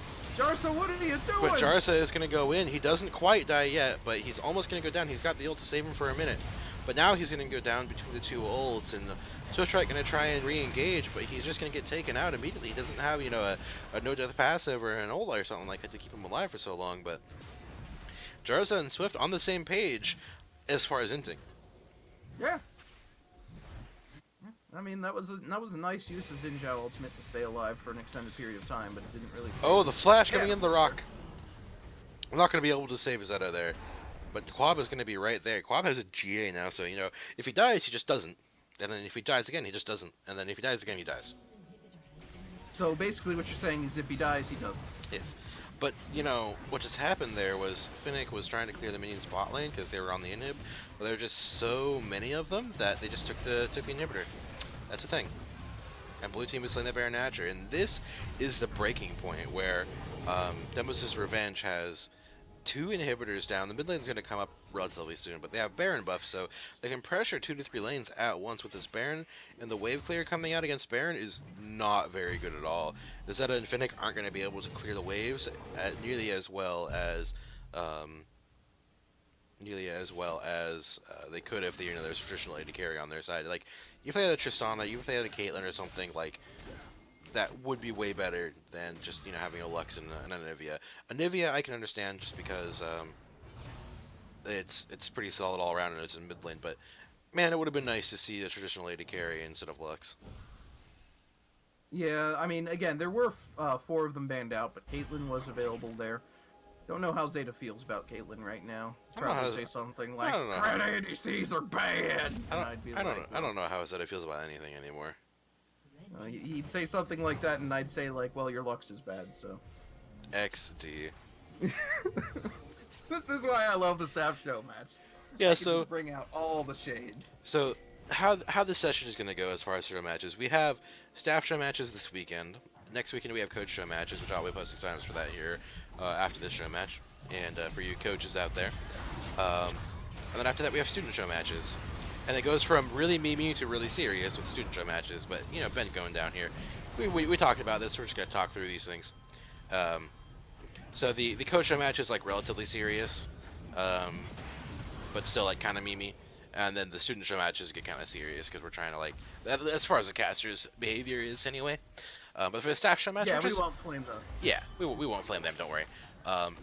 Unless we know them, of course. Yeah, but for our staff, it's a little bit different, just because we're trying to just have some fun and show you guys what's going on. But man, this is gonna be the final push here. I absolutely believe there's not gonna be a anything that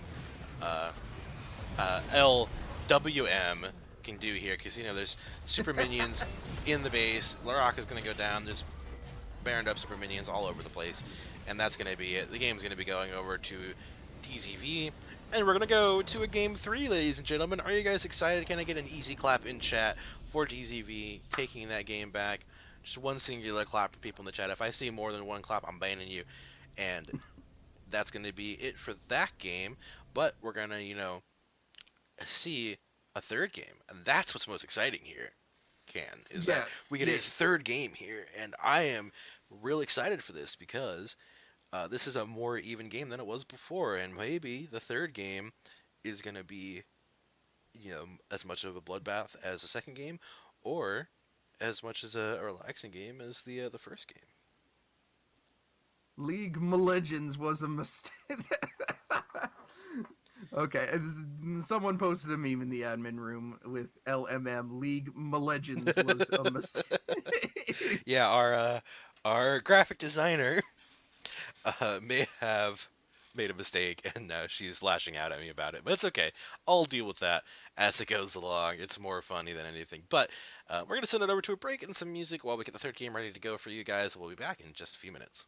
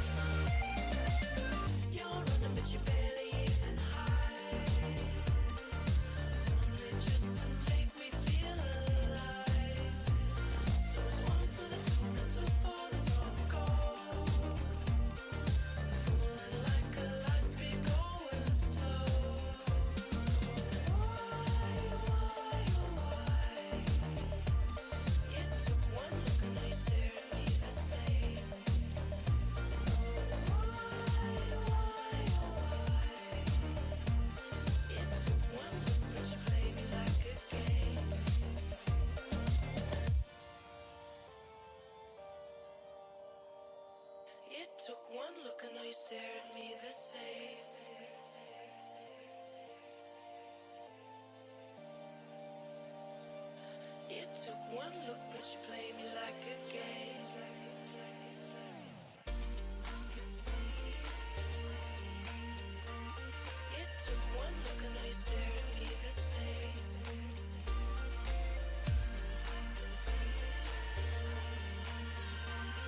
It took one look, but you play me like a game.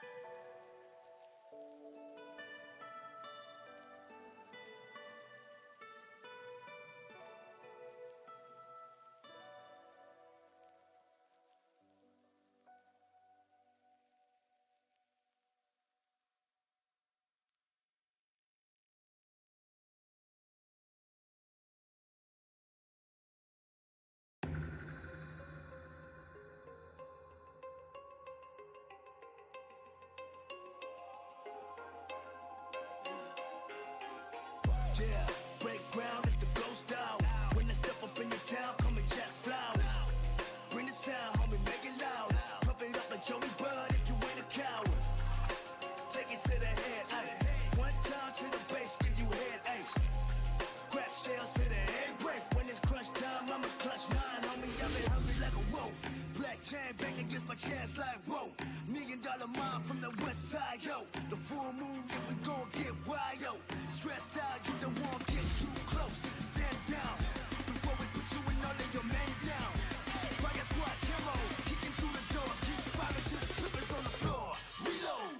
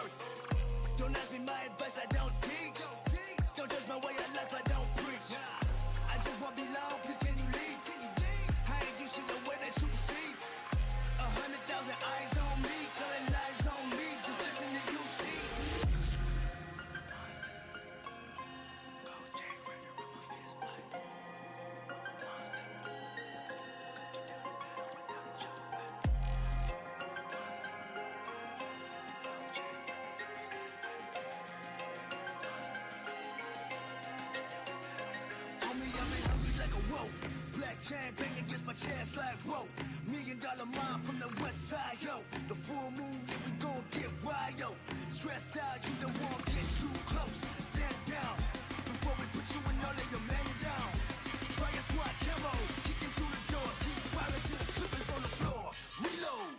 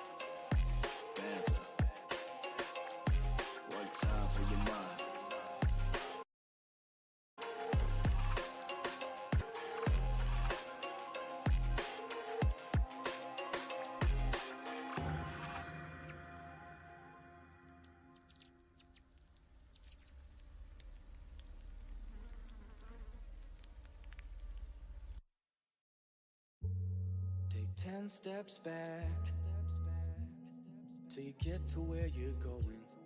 Just research where you're going. A t-shirt where it's snowing. A preacher not quite knowing what he's saying. What he's saying. I don't wanna be around when you lose control. I don't wanna be around when you lose control. I don't wanna be around when you lose control. When you lose control, it's so hard to hold. All this weight up on my shoulders. I hate to say I told you so.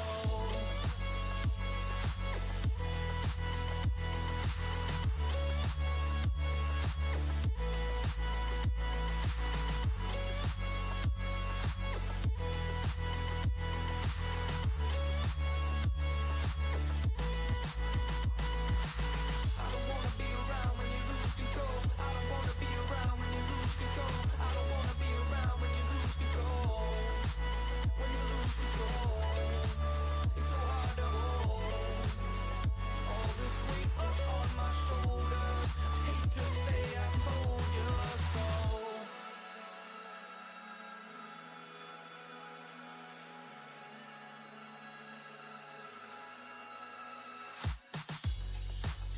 steps back.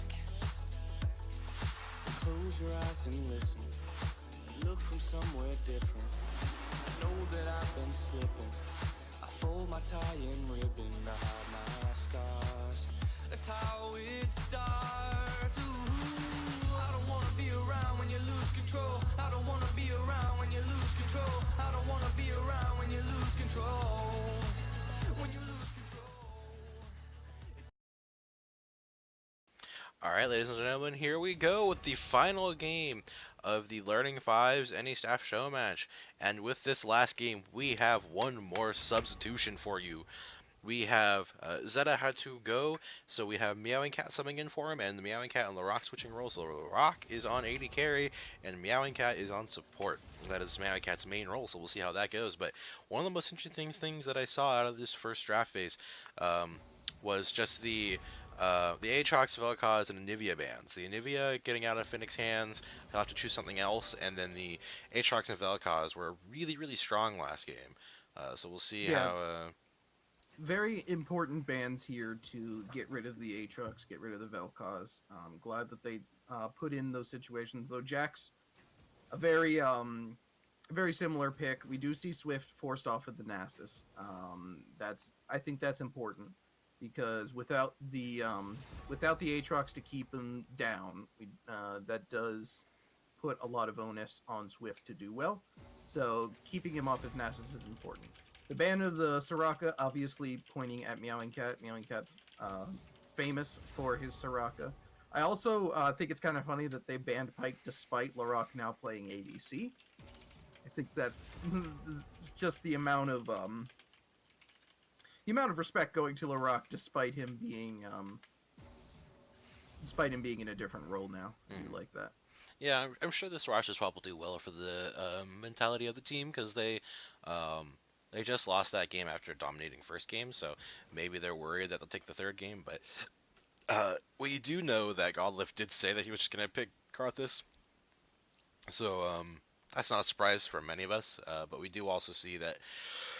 Oh, excuse me. Oh, that's a big one. Larock went full boring mode and picked Jin. So we'll have to see how that goes. But this full roster coming out so quickly within like 2 minutes, I'm really impressed with how fast they're drafting here. Their APMs are off the charts. Yeah, that's some champions that are happening. Let me tell you. Oh, that is some good casting there, Can.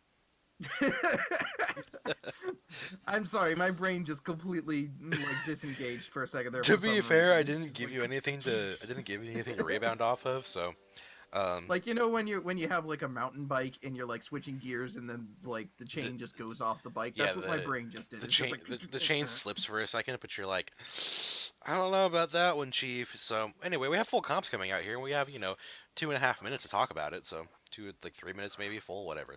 So yeah. let's quickly do like 20 seconds each lane. So Shen Jax, pretty favored for the Jax. I'd say the Jax is gonna be able to do some percent health damage, but maybe Shen can take it out on top with the Sin United, maybe not getting canceled out by the Jax. Yeah, it's going to be about Shen leaving this lane. He cannot play this island because Quab will just completely stomp over him. So Swift, you're going to have to play to your team. If you're listening, I love you, but play to your team. Don't be showy. You know what to do. Jungle, really, this is a non-interactive matchup as far as jungler versus jungler. They're going to be ganking pretty much nonstop, and I don't imagine them fighting each other because these are very effective duelists. But their duel patterns basically don't line up at all. So it's just going to be really awkward and difficult to play in a 1v1 between these two. I think Camille would come out on top above Elise in a 1v1, but I do expect a lot of ganking because both of these junglers are superior gankers, with Camille having a slight edge. Mid lane. In the mid lane, it's Galio versus a mage, so, but Kassadin is interesting in that he is the original anti-mage. He has a fair bit of anti-magic damage built into his kit as well, so both these champions going to be kind of dueling it out. I imagine that Galio's pretty much going to be not interactive, and Phoenix going to be trying to visit other lanes as well. But I imagine that Anti-Gravity is going to be trying to mirror that. He's going to be trying to visit lanes as well because Kassadin is famed for his roam. So going to be kind of interesting there. Um, one thing I do want to point out is that there's a lot more magic damage on the red team than there is on the blue team. So I think late game, the anti-mage versus anti-mage does go in favor of Finnick. But we'll see how that advances. In the bot lane, though, um, this is more or less comes down to who support is better. Oscar verse is Meowing Cat. Meowing Cat obviously coming in new to this best of three, so he doesn't have the synergy, but Meowing Cat very, very strong.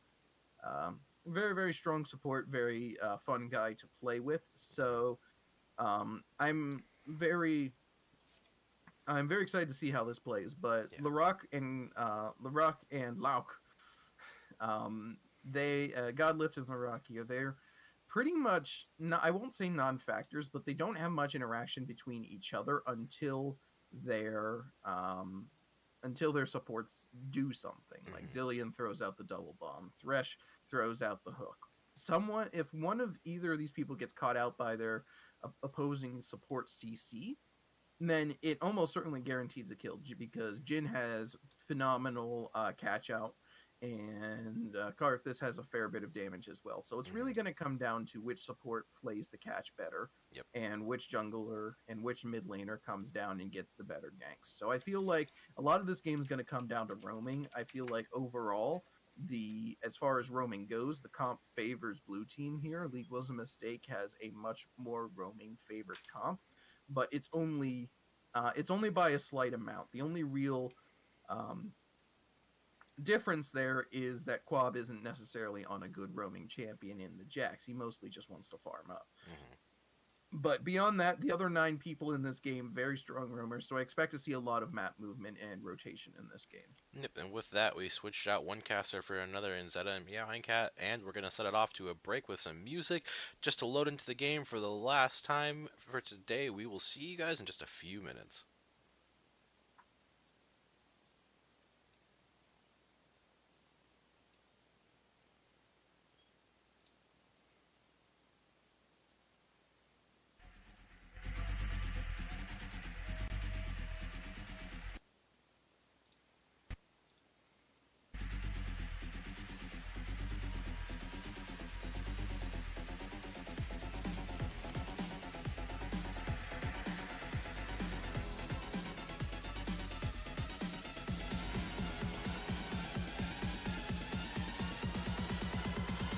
Baseline kicking, yes, I'm grooving.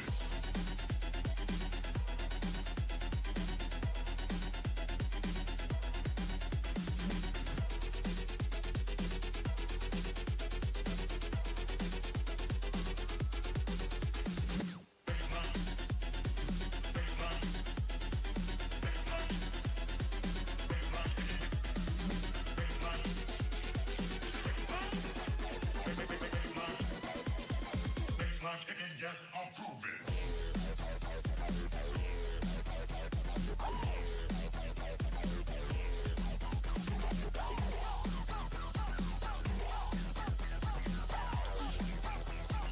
Baseline kicking, yes, I'm grooving.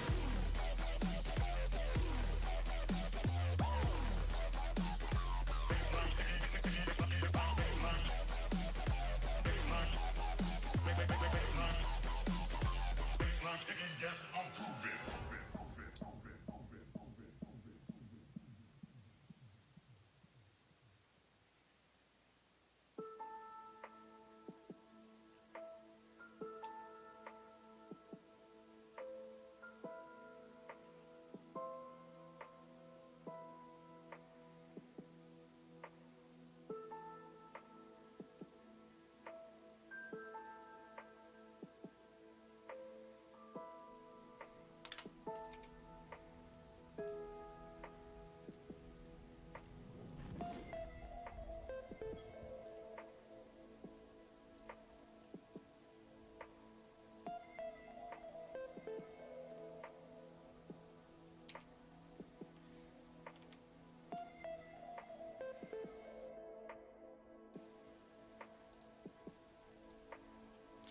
And here we go. We are in game with the final game. We are 1-1 in this best of 3 show match with the NA staff.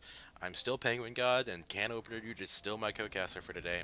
And we're going to be into the Rift, and we see a nice little 5-man stack for League of Legends was a mistake. Am I still can opener dude though? Because I mean, technically on Discord, you're currently Smash Opener Dude because you play a lot of Smash. I'm also I'm also Carnage Tyrant in League, so Yeah, who so knows? you're like Can Opener Dude in our hearts, but I will point out casual flex that all of my casters are scared to play me in Smash. So That's because I don't have a Ethernet adapter yet. you don't need By the way. Ethernet, you just need Wi-Fi. Who plays Smash on Wi-Fi? Who do you think I am? It's literally okay. Zero? Okay, I have no lag issues unless I'm playing with someone who has really bad internet. So No, we're all right. Enough of the memeing. Anyway. Well, enough of the memeing. What am I? What the heck am I saying? yeah, this is learning fives. The Going memes into- never stop. In any case, I am a little disappointed that we're seeing Shreem and Zillion instead of Groovy Zillion because Groovy Zillion still has the most terrifying splash screen of all time. Yeah, sadly the stream doesn't Um, get to see that, but yeah, it's pretty ridiculous. I think the skin that I think the only thing that most skins really change are the bombs, and I think Blood Moon Zillion has the coolest bombs. But Yeah, yeah, other than that, and Groovy Zillion doesn't even change the bombs, which makes me sad. I want like at least like a added like a rainbow effect. As he or like throws the a bombs, you know? peace sign or something. That'd be pretty cool. Yeah, something nice. Oh, nice. Oh, the hook coming in, but Jarsa is already here. Oscar ignited. Oh, the first blood going over to Ben. LMLL. Ugh. League of Legends was a mistake. It's already off to a good start, but Quab is trading with Swift here in the top lane. We saw last game that Quab was a force to be reckoned with, and now he's on Jax, which is even more of like a hyper carry split push champion than um, Aatrox is, but he usually doesn't do well in the matchups where someone can out-trade him, but he's against a Shen, so we'll have to see if Swift can really take that into consideration in his laning. But he's taking a lot of damage already. Yeah, he gets a nice little bit of damage back as he leaves, but other than that, Deb guy is also near top side, so trying to get a gank down, but maybe not a lot going to happen. I will mention that Godlift took Dark Harvest, which if those of you who've been playing Earth know, Dark Harvest on Karthus is pretty insane because you get so many stacks and your ult will stack up really quickly and do so much damage. So it's some great stuff. Wow. Okay, I want to casually point out, Finnick got really lucky on that cannon because every time that I leave a cannon at 1 HP, the minions decide that that's a really good time to attack the cannon. So.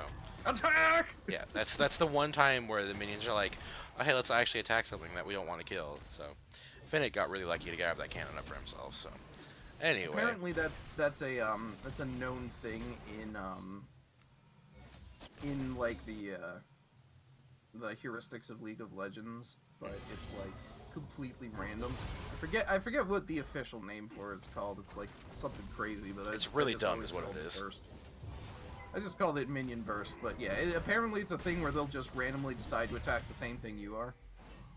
yeah, I don't like It's it. left over from the help me code that they originally used for minions deciding to aggro champions that attack you. It's very interesting. I mean, I guess that makes sense to me, but we'll have to see. If Riot ever decides to fix that, I think they won't because Riot has really weird priorities and things, but I mean, it'd be nice to have a functioning spectator client, but we're never going to get that, so boy, that was a big yawn. Sorry about that. Double bomb missing. I'm noticing that those alien bombs are like really hard to see, but maybe Yeah, they're a little higher up in that skin than they are in the other skins for some reason. It's pretty interesting. But these lanes are going relatively even at this point. Uh-oh. Bot lane, there's potentially a gank happening, but the top lane, they're brawling still. Quab getting taken real low. The minions are hitting him a lot. Meowing Cat gonna get hooked up. Deb guy gonna have a lot of damage on him, but the flash gonna bring Oscar into the tower. Not quite gonna kill him. The root coming in. The lantern gonna save Godlift. Dep guy gonna dash a little bit over to Oscar. Teleport gonna come in as well. Finnick is here.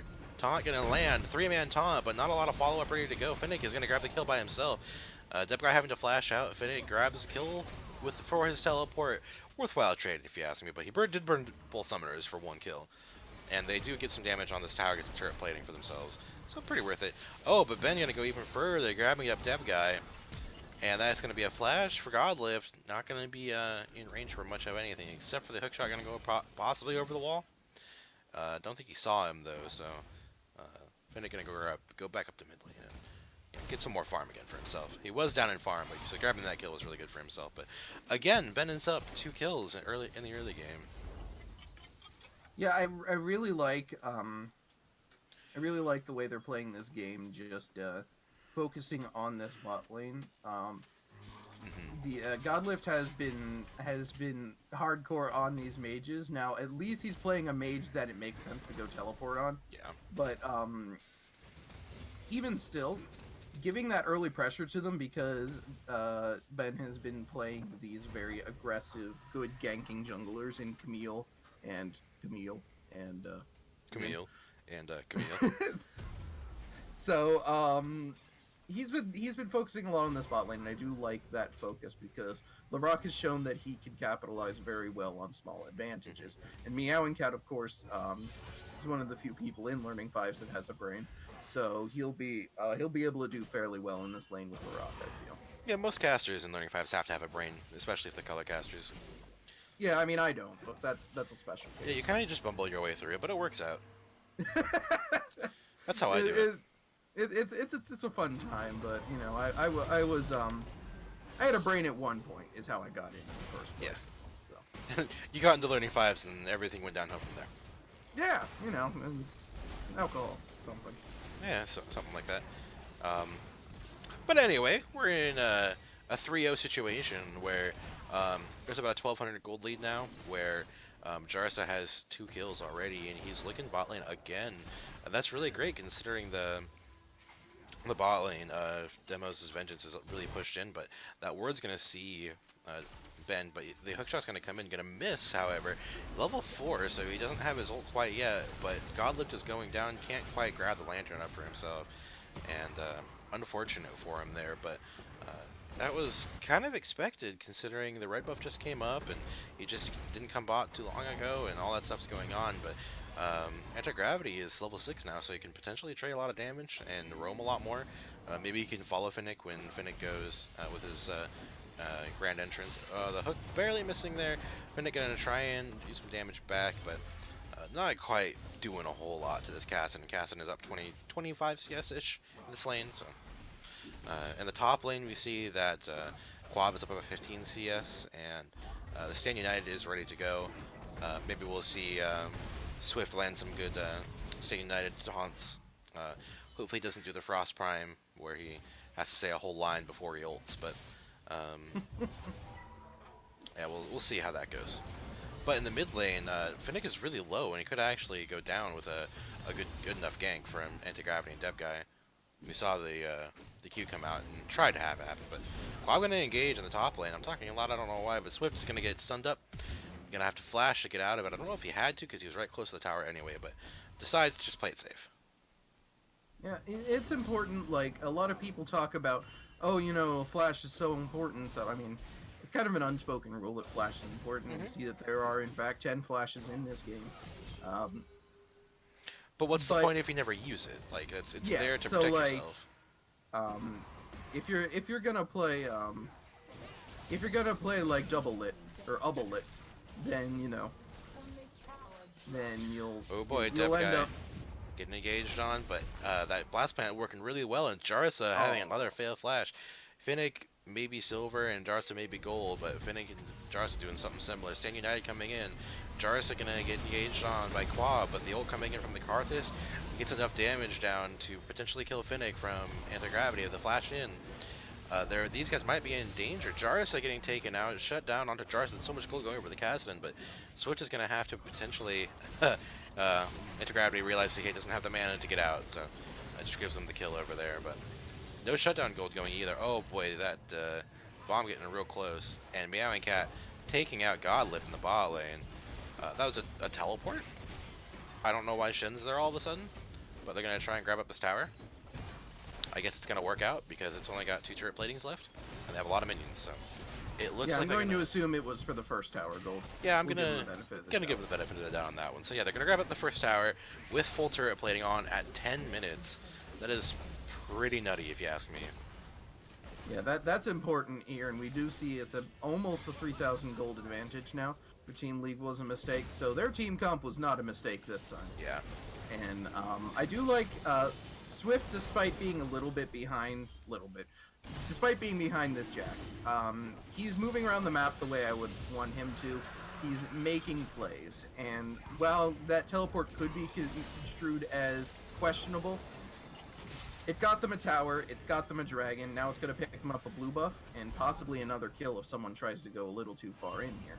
Yeah, this is a So, really precarious position. There are all 5 members here, and that means top lane is completely open, and so Jack's going to get a lot of damage down on it. And there aren't any. Finnick has his teleport, but he doesn't want to teleport top, and so there's going to be at least one turret plating, potentially 2 or 3 going down. I Quab's going imagine to get. 3 will be this instance. Yeah, I imagine Quab's going to get quite a bit of gold from this. So the hook landing onto nothing. Nothing But making the sound. but making the sound, that was really weird. I think it maybe killed a minion? Yeah, I think that's what happened. I agree. We'll So go with that. that We'll give Riot the benefit of the doubt there. Yep. But now bot lane is going to switch to top lane, and the double stun going, or the double taunt going up. So that's going to be 2 turret planings and most of a third. He does stick around for the third one, barely making it out. Rock going to try and get a 4th shot. The co-op might try and re-engage on this, but decides to play it safe and go back. But the Yeah, Rock you can and see that the entire red team was starting to rotate up there. Mhm. In fact, they're continuing to rotate up there. So the minute that this gets seen, I expect them to skedaddle, but it may be too late. yeah, Pink Ward there saw that guy coming up, so the Rock and Cat backed up. But that is a 1 turret plating go over to anti-gravity. Turret platings are only 2 minutes away from going down. But why are you here, Godlift? That's a bad spot for you. But you flash over the wall and you're fine, except for the curtain call comes out. That's 1st shot, 2nd shot, 3rd shot going over. And wow, the flash coming in for Quab. The ult coming in from the Karth is trying to get a kill, but doesn't quite get onto Jarsa. Jarsa had the Zillion ult onto him, the corner break. And Quab trying to go in, but the ult coming from Finnick trying to get some extra resistances down. Deb guy gonna be chased down, but the hook coming in to stop the taunt coming in. But the wow, my brain just stopped working there. The taunt didn't come in, and then the taunt didn't come in. yeah, neither taunts happened. There we go. Zillion gonna grab some XP over to Camille, and that's gonna be about it. That was what, a 1-for-1, something like that. One for Did anyone even die? yeah, 1-for-0? yeah. Well, the Karth is dead. Yeah, I think it was just 1-for-0. Let's check the tick. Yeah, Karthus just died. Godlift getting caught out there. This is why you don't play mages. I'm sorry. Well, I guess an ADC would be. Let's put it this way. This is why you don't play a squishy carry champion without any escapes. Yeah. Yeah, if you're gonna play a mage bot lane, play something with an escape, like Zoe. Ha. You're funny. I did that once. Everyone hated me, even myself. But it's really easy to hate yourself when you play a league. But anyway, turret plating is going to go over to the Shen here. At least 1, maybe 2. Not quite. But it is going to go down probably before you can get another one off. So he does get a little gold in his pocket. But Camille now has a 450 gold bounty on her head. And so it's a 5-1 and 1 Jarsa Ben on this Camille again. He's played really solid on it in the first game and gave it to him again in the third game. Pretty questionable, if you ask me, but only about a 1,500 to 1,200. Excuse me. Wow, my body's decided to say hello. You're gonna burp today. 1,200 gold lead. 1,200 gold lead for blue side, but now Jax gets free reign on these turret platingless towers, and that is going to be great for him because Jax has quite a bit of damage to turrets, and he has his Triforce already. Likely going to be going for one of the Hydras next. He's got his free boots. He's got ready to go. He's got his Conqueror. He's ready to brawl this Shen. He's a level up as well. You gotta take 2 turret shots for that. I'm not sure that's what you wanted there, Quab. Trying to be fancy, but ends up taking a lot of damage for it for no reason. I don't know why you wanted to do that. Yeah, I do think that Swift has a bit of, well, obviously he has a bit of a lead here. Yeah, and he might actually be able to get the kill if he tries to run him down, but Quab is really fast considering he's got those free boots and he's got the Triforce. Triforce does give some movement speed, so works out really well for him. You know what I wish they would do? I wish they would introduce the stat stick to Summoner's Rift. That was really fun. The stat stick? Oh. From, Yeah. The 7,000 gold. it's almost 8,000 gold, where you get literally everything. Yeah, Um, that was fun. that Never was got to buy it. I've bought it like once or twice, and it was never worth it. So anyway, Jar's gonna be looking for Deb Guy here, even though Deb Guy knew he was there. Um, yeah, I'm not sure where Dumb's revenge goes at this point. Anti-gravity just needs to farm up, I think, where he's going to be able to carry a late game. But the only person he can really like one shot is going to be the Jin, and I'm assuming that Meow and Cat realizes that and is going to be sticking by his Jin pretty often, and is just going to ult him every time. But ooh, Deb Guy getting pretty caught out here, cannot get to the lantern in time, and that was pretty bad. Getting caught in a bad spot there. No real reason to be rotating in that direction. There's no objectives for you to take there. Scuttle's already gone. You don't even have any camps on that side, so at most you're answering a tower take, and I'm not sure that was the best option for him. Yeah, that was pretty interesting. You gotta point that out. Emphasis on the end. Int, yes. What I'm looking at here, while you were having your little solo session there, My monologue. I'm looking at the gold numbers, and it's pretty interesting to me to look at and see here. Now, Jax North Club here is up almost about 50 CS, but he's only up about 600 gold. So that's about 2 kills worth of gold, which honestly is very, very little considering everything. So that's pretty interesting to me. Swift doing a very good job of keeping this lead as close as possible so that Jax doesn't spiral out of control. So I do like that. Meanwhile, in the mid lane, we see that both of the mid laners are 2-in-1, and even Finnick has 2 assists, and yet Kassadin here is 1,700 gold up on his opponent laner. So it just goes to show you how much that farm means in certain situations here. We see in the bot lane, Quab missing a few auto attacks, and Ben is here, that guy is here too, but Quab not able to do that much damage to the Shen. Shen has a lot of armor, especially with his Ninja Tab, as it reduces 12% of the damage, and that includes third hit autos. The damage is going to go out onto anti-gravity, but he's just going to, ult his way out of there, so he should be fine. But you saw that now Swift and Quab actually kind of just butt heads, and the armor that Shen has just kind of negates most of what Jax wants to do, and this turret is now in danger of getting a lot of damage put onto it, and I'm not sure that anti-gravity can even respond to it, especially by himself. Swift is just able to hold off Quab here. However, I'm not sure that this is what LLM wants to do. Yes, they're stalling out and trying to get CS on themselves to keep pushing forward, and they are 8 kills up, but they're only 1,000 gold up, or 1,500 gold up, and it's been fluctuating between the two, and Swift's going to grab the kill, and you just casually do that while I'm Well talking. done, Swift. Well Yeah, done. good job, Swift. That makes me happy to see the tank come out ahead. I like it. But you have to think, what are they stalling for? Their late game isn't nearly as solid as the Jax and the Kassadin and the Karthus. Those 3 champions do so much damage in the late game, where the Rock is going to do a lot, but not quite as much. But in the Rift Herald, we see one pick it up with a smite, and Finnick takes out Deb Guy. The ult coming in gives another 2 kills going over to blue side. The hook being dodged out by Jarsa. Jarsa narrowly avoiding the Karthus ult with his ult. Really solid play by him. The ult coming out from Larok, not in the best angle, and not going to get the kill there.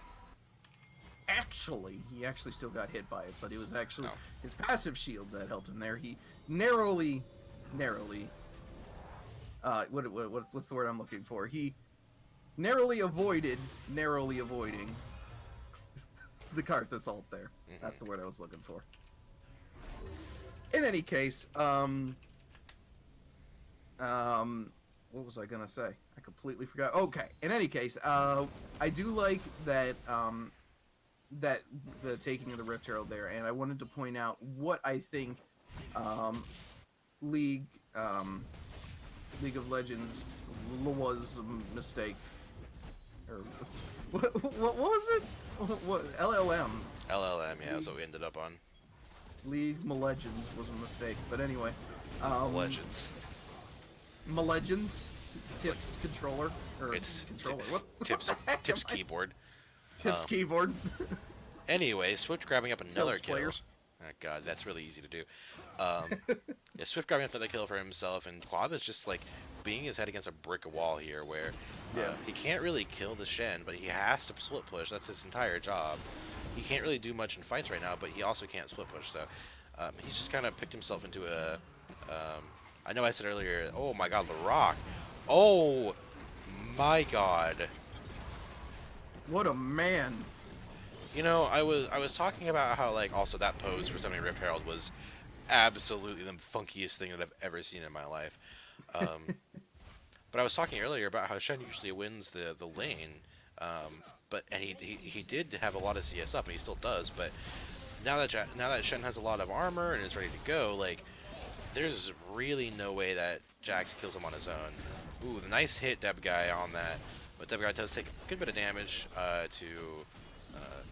in response, but Riptail does get the hit, but Deb Guy does manage to chunk its health, so it doesn't do as much damage as it would. So, good hit for that. Doesn't lose his life either. But DZV hasn't gotten a kill in so long. They must be feeling a little bit demoralized. They're 4,000 gold behind. This gold lead was really close for a long time, but now the difference really is in that mid lane. That 70 CS difference is stacking up over time. Casson is able to just keep farming up. Finnick has to share farm and isn't doing nearly as well, and he has to stay back when he's in this lane. Two expensive full items for anti-gravity, where Finnick has like 1 and like a third items, and that's a big difference between the two. Hi, Learning Five's commentators. Yeah, long time listener, first time caller. Yeah, why is Excuse me. I had to kick Potato from the server. It's understandable. It makes sense. It's a potato. In any case, as I was about to say, yeah, I do really like the what anti-gravity's doing. He's the main power here. We love our Potato, but he's been sitting muted in this call for so long, and I was expecting him to just sit here and listen, but no, he decided to interrupt. And if he's watching this stream right now, if you rejoin the server, I will give you your rollback as long as you promise not to do that again. Just like, okay, deep breath. We're trying really hard to take this like only as seriously Momentarily seriously. yes. But Swift gonna be engaged on here, but Ben is here to respond. Anti-Gravity not gonna be able to hop his way out of that one. Deb guy is the next target, having to flash over the wall, but you're not really going to get away from a Camille. But Camille under a tower, not really the greatest thing. The Stand United going to come in as well. And Jarza has the Serax Gauge to get out. Quab is here going to jump in. Ben is probably going to be the next target, but the hookshot going to come in and stun him up. That was a weird little slice there. Oh, but Jarza having to use stopwatch almost mistimes it. Jarza playing like a legend this game. Absolute unit, this man. He really all is. The size of these scissor legs. And we see the damage coming out. Oh my god, Golf almost taken out by the Jhin. Jhin does, a lot of damage in the late game. That might be what they're selling out for, but Grand Entrance coming in just to protect him. The Oscar is hitting a lot of these hooks, but they're coming out of minions, so not as good. Yeah. What I was this was a while ago, but the reason they're stalling out is they're not actually stalling out. They're pretending to stall out. Because if you look, every time that they're just kind of moving around the map, Larocque is in a lane taking towers. Every single time. So, like, they're pretending to stall out. They're pretending to play safe so that they can just sneak Larocque into other lanes and take towers. And the one time that Meowing Cat was not with Larocque, he dies. That's unfortunate, but it is what it is. But that's what they're doing. They're playing this kind of rusey game where they're playing carefully until you look at until you look where the towers are going. Like, they have 5 towers now. They're 6,000 gold up. They're just every so often they're making these little forays to take down towers. Like they have one inner tower left. Does Demos' zoological vengeance, or you said DVZ earlier, and I was very confused. I was or Man, DZV. it's DZV because it's demos is spelled with a capital D, capital Z, Oh, and then it's but vengeance. I thought it was revenge. That's vengeance. Oh. Well, I'm gonna call it Demos' zoological vengeance, and Works for me. because they are animals. Wait, Deb guy, that's not where you want to be backing. But he does catch out LaRock. LaRock has the Zillion ult on him, but Mountain Cat goes down. Sen United are going to come in. They're going to try and kill LaRock before the Shen gets there, but the pull comes in. Yeah, Anti-Gravity does grab up the kill on the Jin, but Ben's here to try and get it. Oscar going to get taken down by Finnick. Another couple of kills going down, but Godlift not in the best spot. Karth probably isn't the best choice here. Dominating is Jarsa. Bolt's gonna come in and finally takes out Jarsa. I think that's the first time he's died to the Karthus ult. Yep, no stopwatch to save him that time, unfortunately.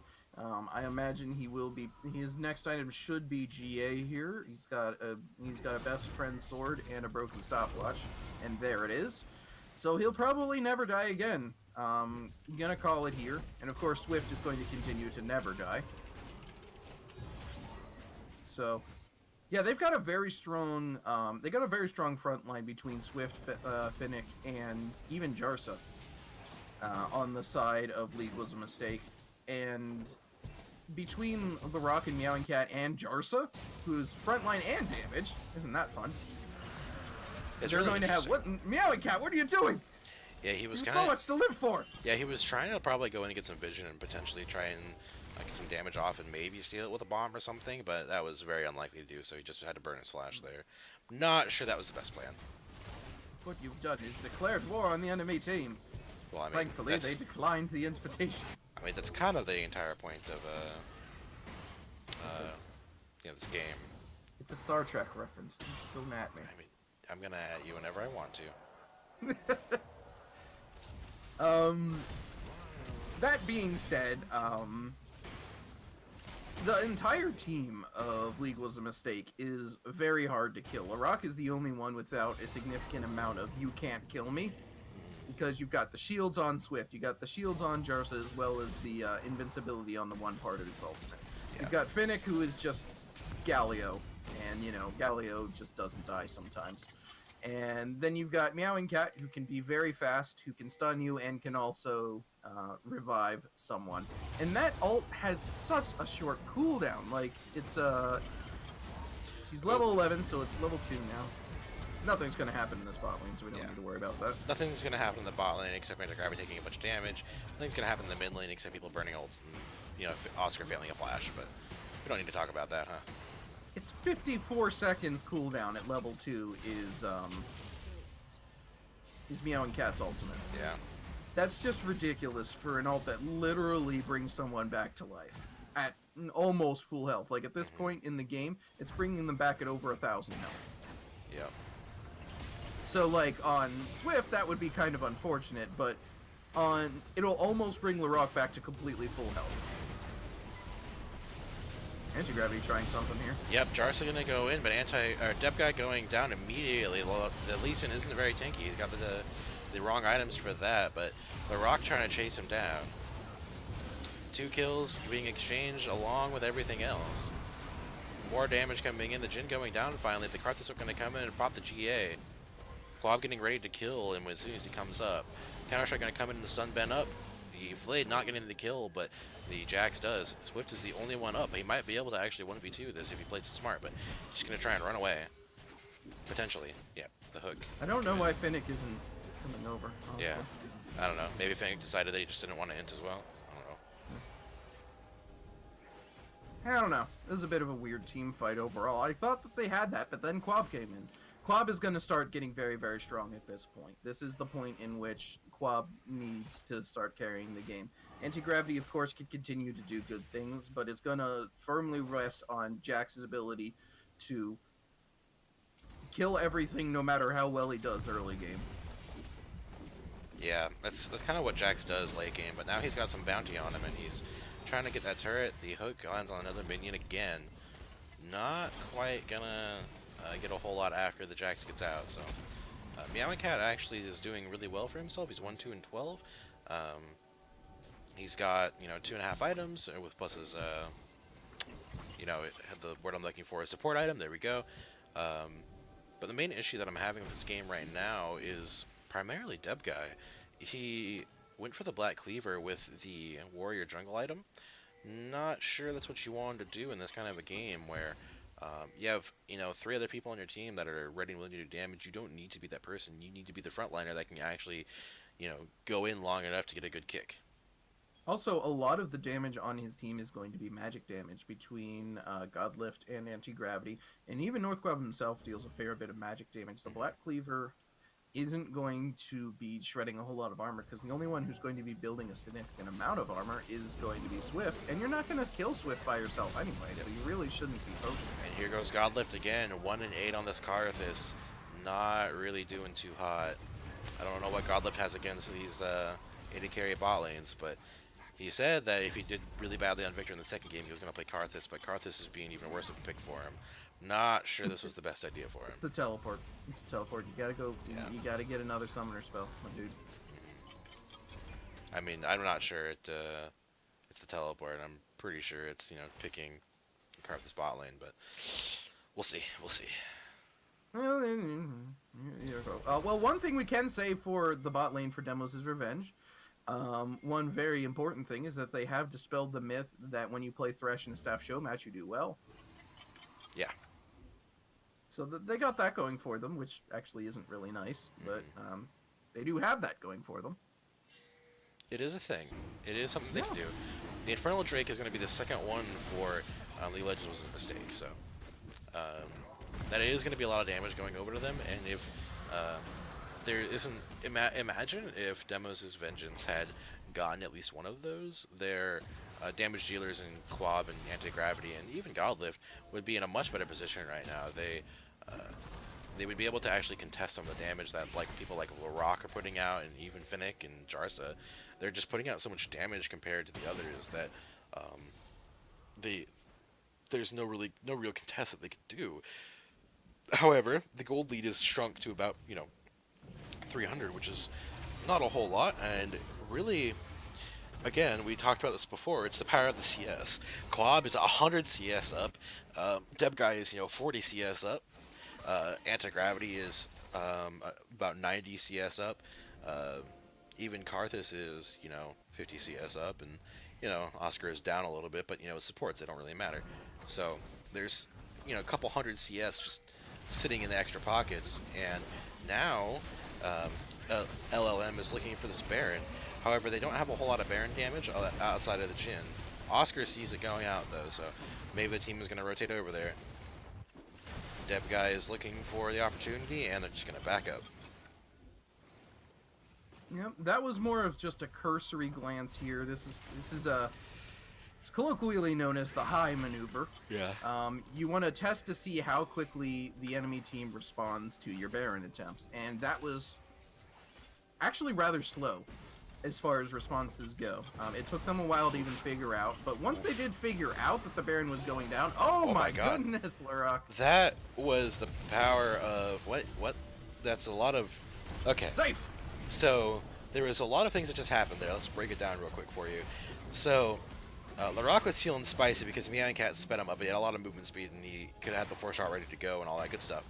However, Godlift said, I have Dark Harvest, I have a lot of stacks, and I have a Q that says, no, you take 3/4 of your health and damage. And that's what happened, and he got the Zillion hold on him just in time to survive, and then almost died anyway. But then didn't. And then didn't. Yeah, because Dev Guy's like, I'll flash behind him and then use my ultimate to kick him, but then he remembered too late that, other people have summoner spells too. Mm-hmm. And then Larok was fine. And everyone was happy with this situation. Yep, that's very true.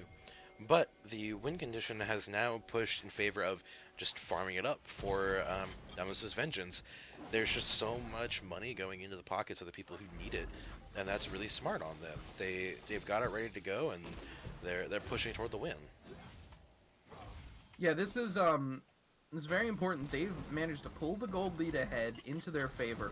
And wow, that was weird. Hello walls, but it's very important that they managed to eke out this gold lead because League's mistakes, of which there are many, is they've been in the gold lead basically the whole game, but they've been bleeding gold the whole game. Yeah. So this is not a good sign because it means that eventually, it means that that pattern's pretty much not going to stop unless they can do something different here. So it does lend itself to Demos' revenge getting their revenge here. So Demos' I'm vengeance getting their revenge. Yes. Ooh. something of that nature. Dev guy dodging out the ult there, but the lantern isn't gonna get him out because the the Camille left the space just in time. But oh my god, that did so much Quab! damage. Quab going in, getting so much work done in this fight, and Godlift is there as well. He's ready to go. He's got his ult, and but anti-gravity gets a kill. He gets a second kill. The bot lane dead. Quab is going in. They're winning this fight. They were down for so much of the game, and now they're ahead. Finnick is going to try and go in and get a return, but all he's going to do is distract them with his beefy body for a few seconds more, while Swift is going to preserve his KDA. Yeah, this is that's a travesty, is what it is. But what it comes down to in that team fight was that Laroc could not get in because Quab came in, he had to back off. Then Anti-Gravity came in, he had to back off. And Anti-Gravity eventually did zone him out and eventually kill him. There was no way for Laroc to get in and deal damage, and he needs to. That's the one downfall of this team comp, is that while Jarsa and Meowing Cat do have a bit of damage on their side, it's nothing compared to the amount of damage Laroc is putting out. Hmm. Laroc is their only significant, real, heavy-duty damage source, whereas on Demos' Revenge, they have Quab, they have Deb Guy, kind of. They have Anti-Gravity, and they have Godlift, all dealing damage. So they have 3.5-ish damage dealers on their team that could do a significant amount of damage, whereas on Team League was a mistake, they have basically one, maybe 1.5. So if Laroc is zoned out of the fight, you have nothing you can do. So they have to give up the objectives, they have to give up these team fights, and they can't really do much. So it's a bit unfortunate here. Yeah, but they're trying to go for this Elder Dragon while the curtain call comes out. That's still a big cooldown that's used. The red team has slain the Elder Dragon. They now have this buff, but they are really low from that engage, so they're going to go down here. At least one. Godlift is down. He does have his ult, so he might use it here in just a second. He decides not to use it, but there is the fight still going. There's so many kills going down. Quab is unstoppable. He just keeps putting out the DPS. Anti-gravity's on a rampage. Like you said, the damage dealers getting the kills in that fight, and that is a 1-for-5 ace for them. Potentially going to be getting at least an inhib, if not more, with the 30-second death timers that they still have up. So much Yeah, time for them to play around. yeah. The problem here is that, well, they committed the cardinal sin, which is you lost the Elder Dragon and then you tried to fight. So that's a bad situation, even if you're ahead. Yeah, But this might even be the game. yeah, this is almost certainly the game. They've got Baroned up minions, a Baroned up cannon minion. There's nothing that can be done here. This game is over, and it's over off of that 1 or 2 team fights, just because Laroc could not get in to do damage. And Suddenly the game is over with a 9,000 gold lead. Demos' Vengeance pulling it out. yeah, it was very, very important for them there that Laroc did damage, and he just could not get in either of those team fights. That second one, it looked good at the start for them, but then Anti-Gravity came over the wall and was just able to smash their faces in, go through Laroc's Meowing Cat's ultimate onto Laroc, able to go through everything and just decimate the backline there, and there was just nothing they could do. They needed to win before they got into these big 5v5 fights where Laroc isn't able to do anything because he's the only damage dealer. And because they were not able to do that, they just bled gold and died. And that's an unfortunate situation there, but this was a good set of games. This was a good set to show how you can come back from a loss, how you can have the mental fortitude to understand what you need to do on both teams. Like look at Swift, he's 8-2. Look at Jarsa, he's 12-5. They did really well despite not being able to pull out the game. So you can look at this and see the mental fortitude these players have to be able to know what to do, when to do it. Even if it doesn't end up getting you a win, you can still play from behind in a lot of these situations. And look at Demos' Revenge. They played from behind for a significant portion of this series and were able to come back to it with that same mental fortitude. They were able to not tilt, they were able to see what they wanted to do and execute on what their plan was. And in this situation, it was wait for Quab to scale up, wait for anti gravity to scale up, and then just wreck face in team fights. And that's exactly what they did. Yep, that is what they did. But that's the first show match of the weekend, going over to Demos' Vengeance, finally getting that like he wanted. Now, tomorrow at noon EST, 5 p.m. GMT, we have another one for you. Going Another one. another one. This is going to be EU with two NA members because we couldn't fill out the EU staff on who could get there, and we're gonna get that going for you in like it's not quite 12 hours, but it's like 15 hours from now. Dear Something God, like I'm gonna die. Uh, that. Maybe we could get once Potato gets back into the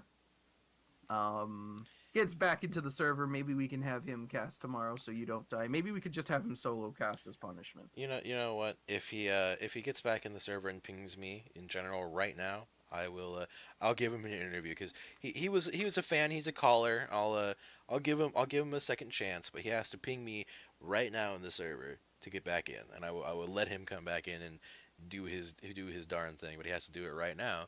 If he's watching, I will let him. Do it. It's not watching right now anyway. Yeah, well, it is what it is. But that was fun. It was a good time. Um, I enjoyed that. That was a good It was good. fun time. But luckily, we have more tomorrow, and I'll be making sure to ping everyone when I've got that. And yeah, for now, on behalf of myself, Can Opener, the whole production team, and Learning Files as a whole, thank you for watching. We'll see you tomorrow.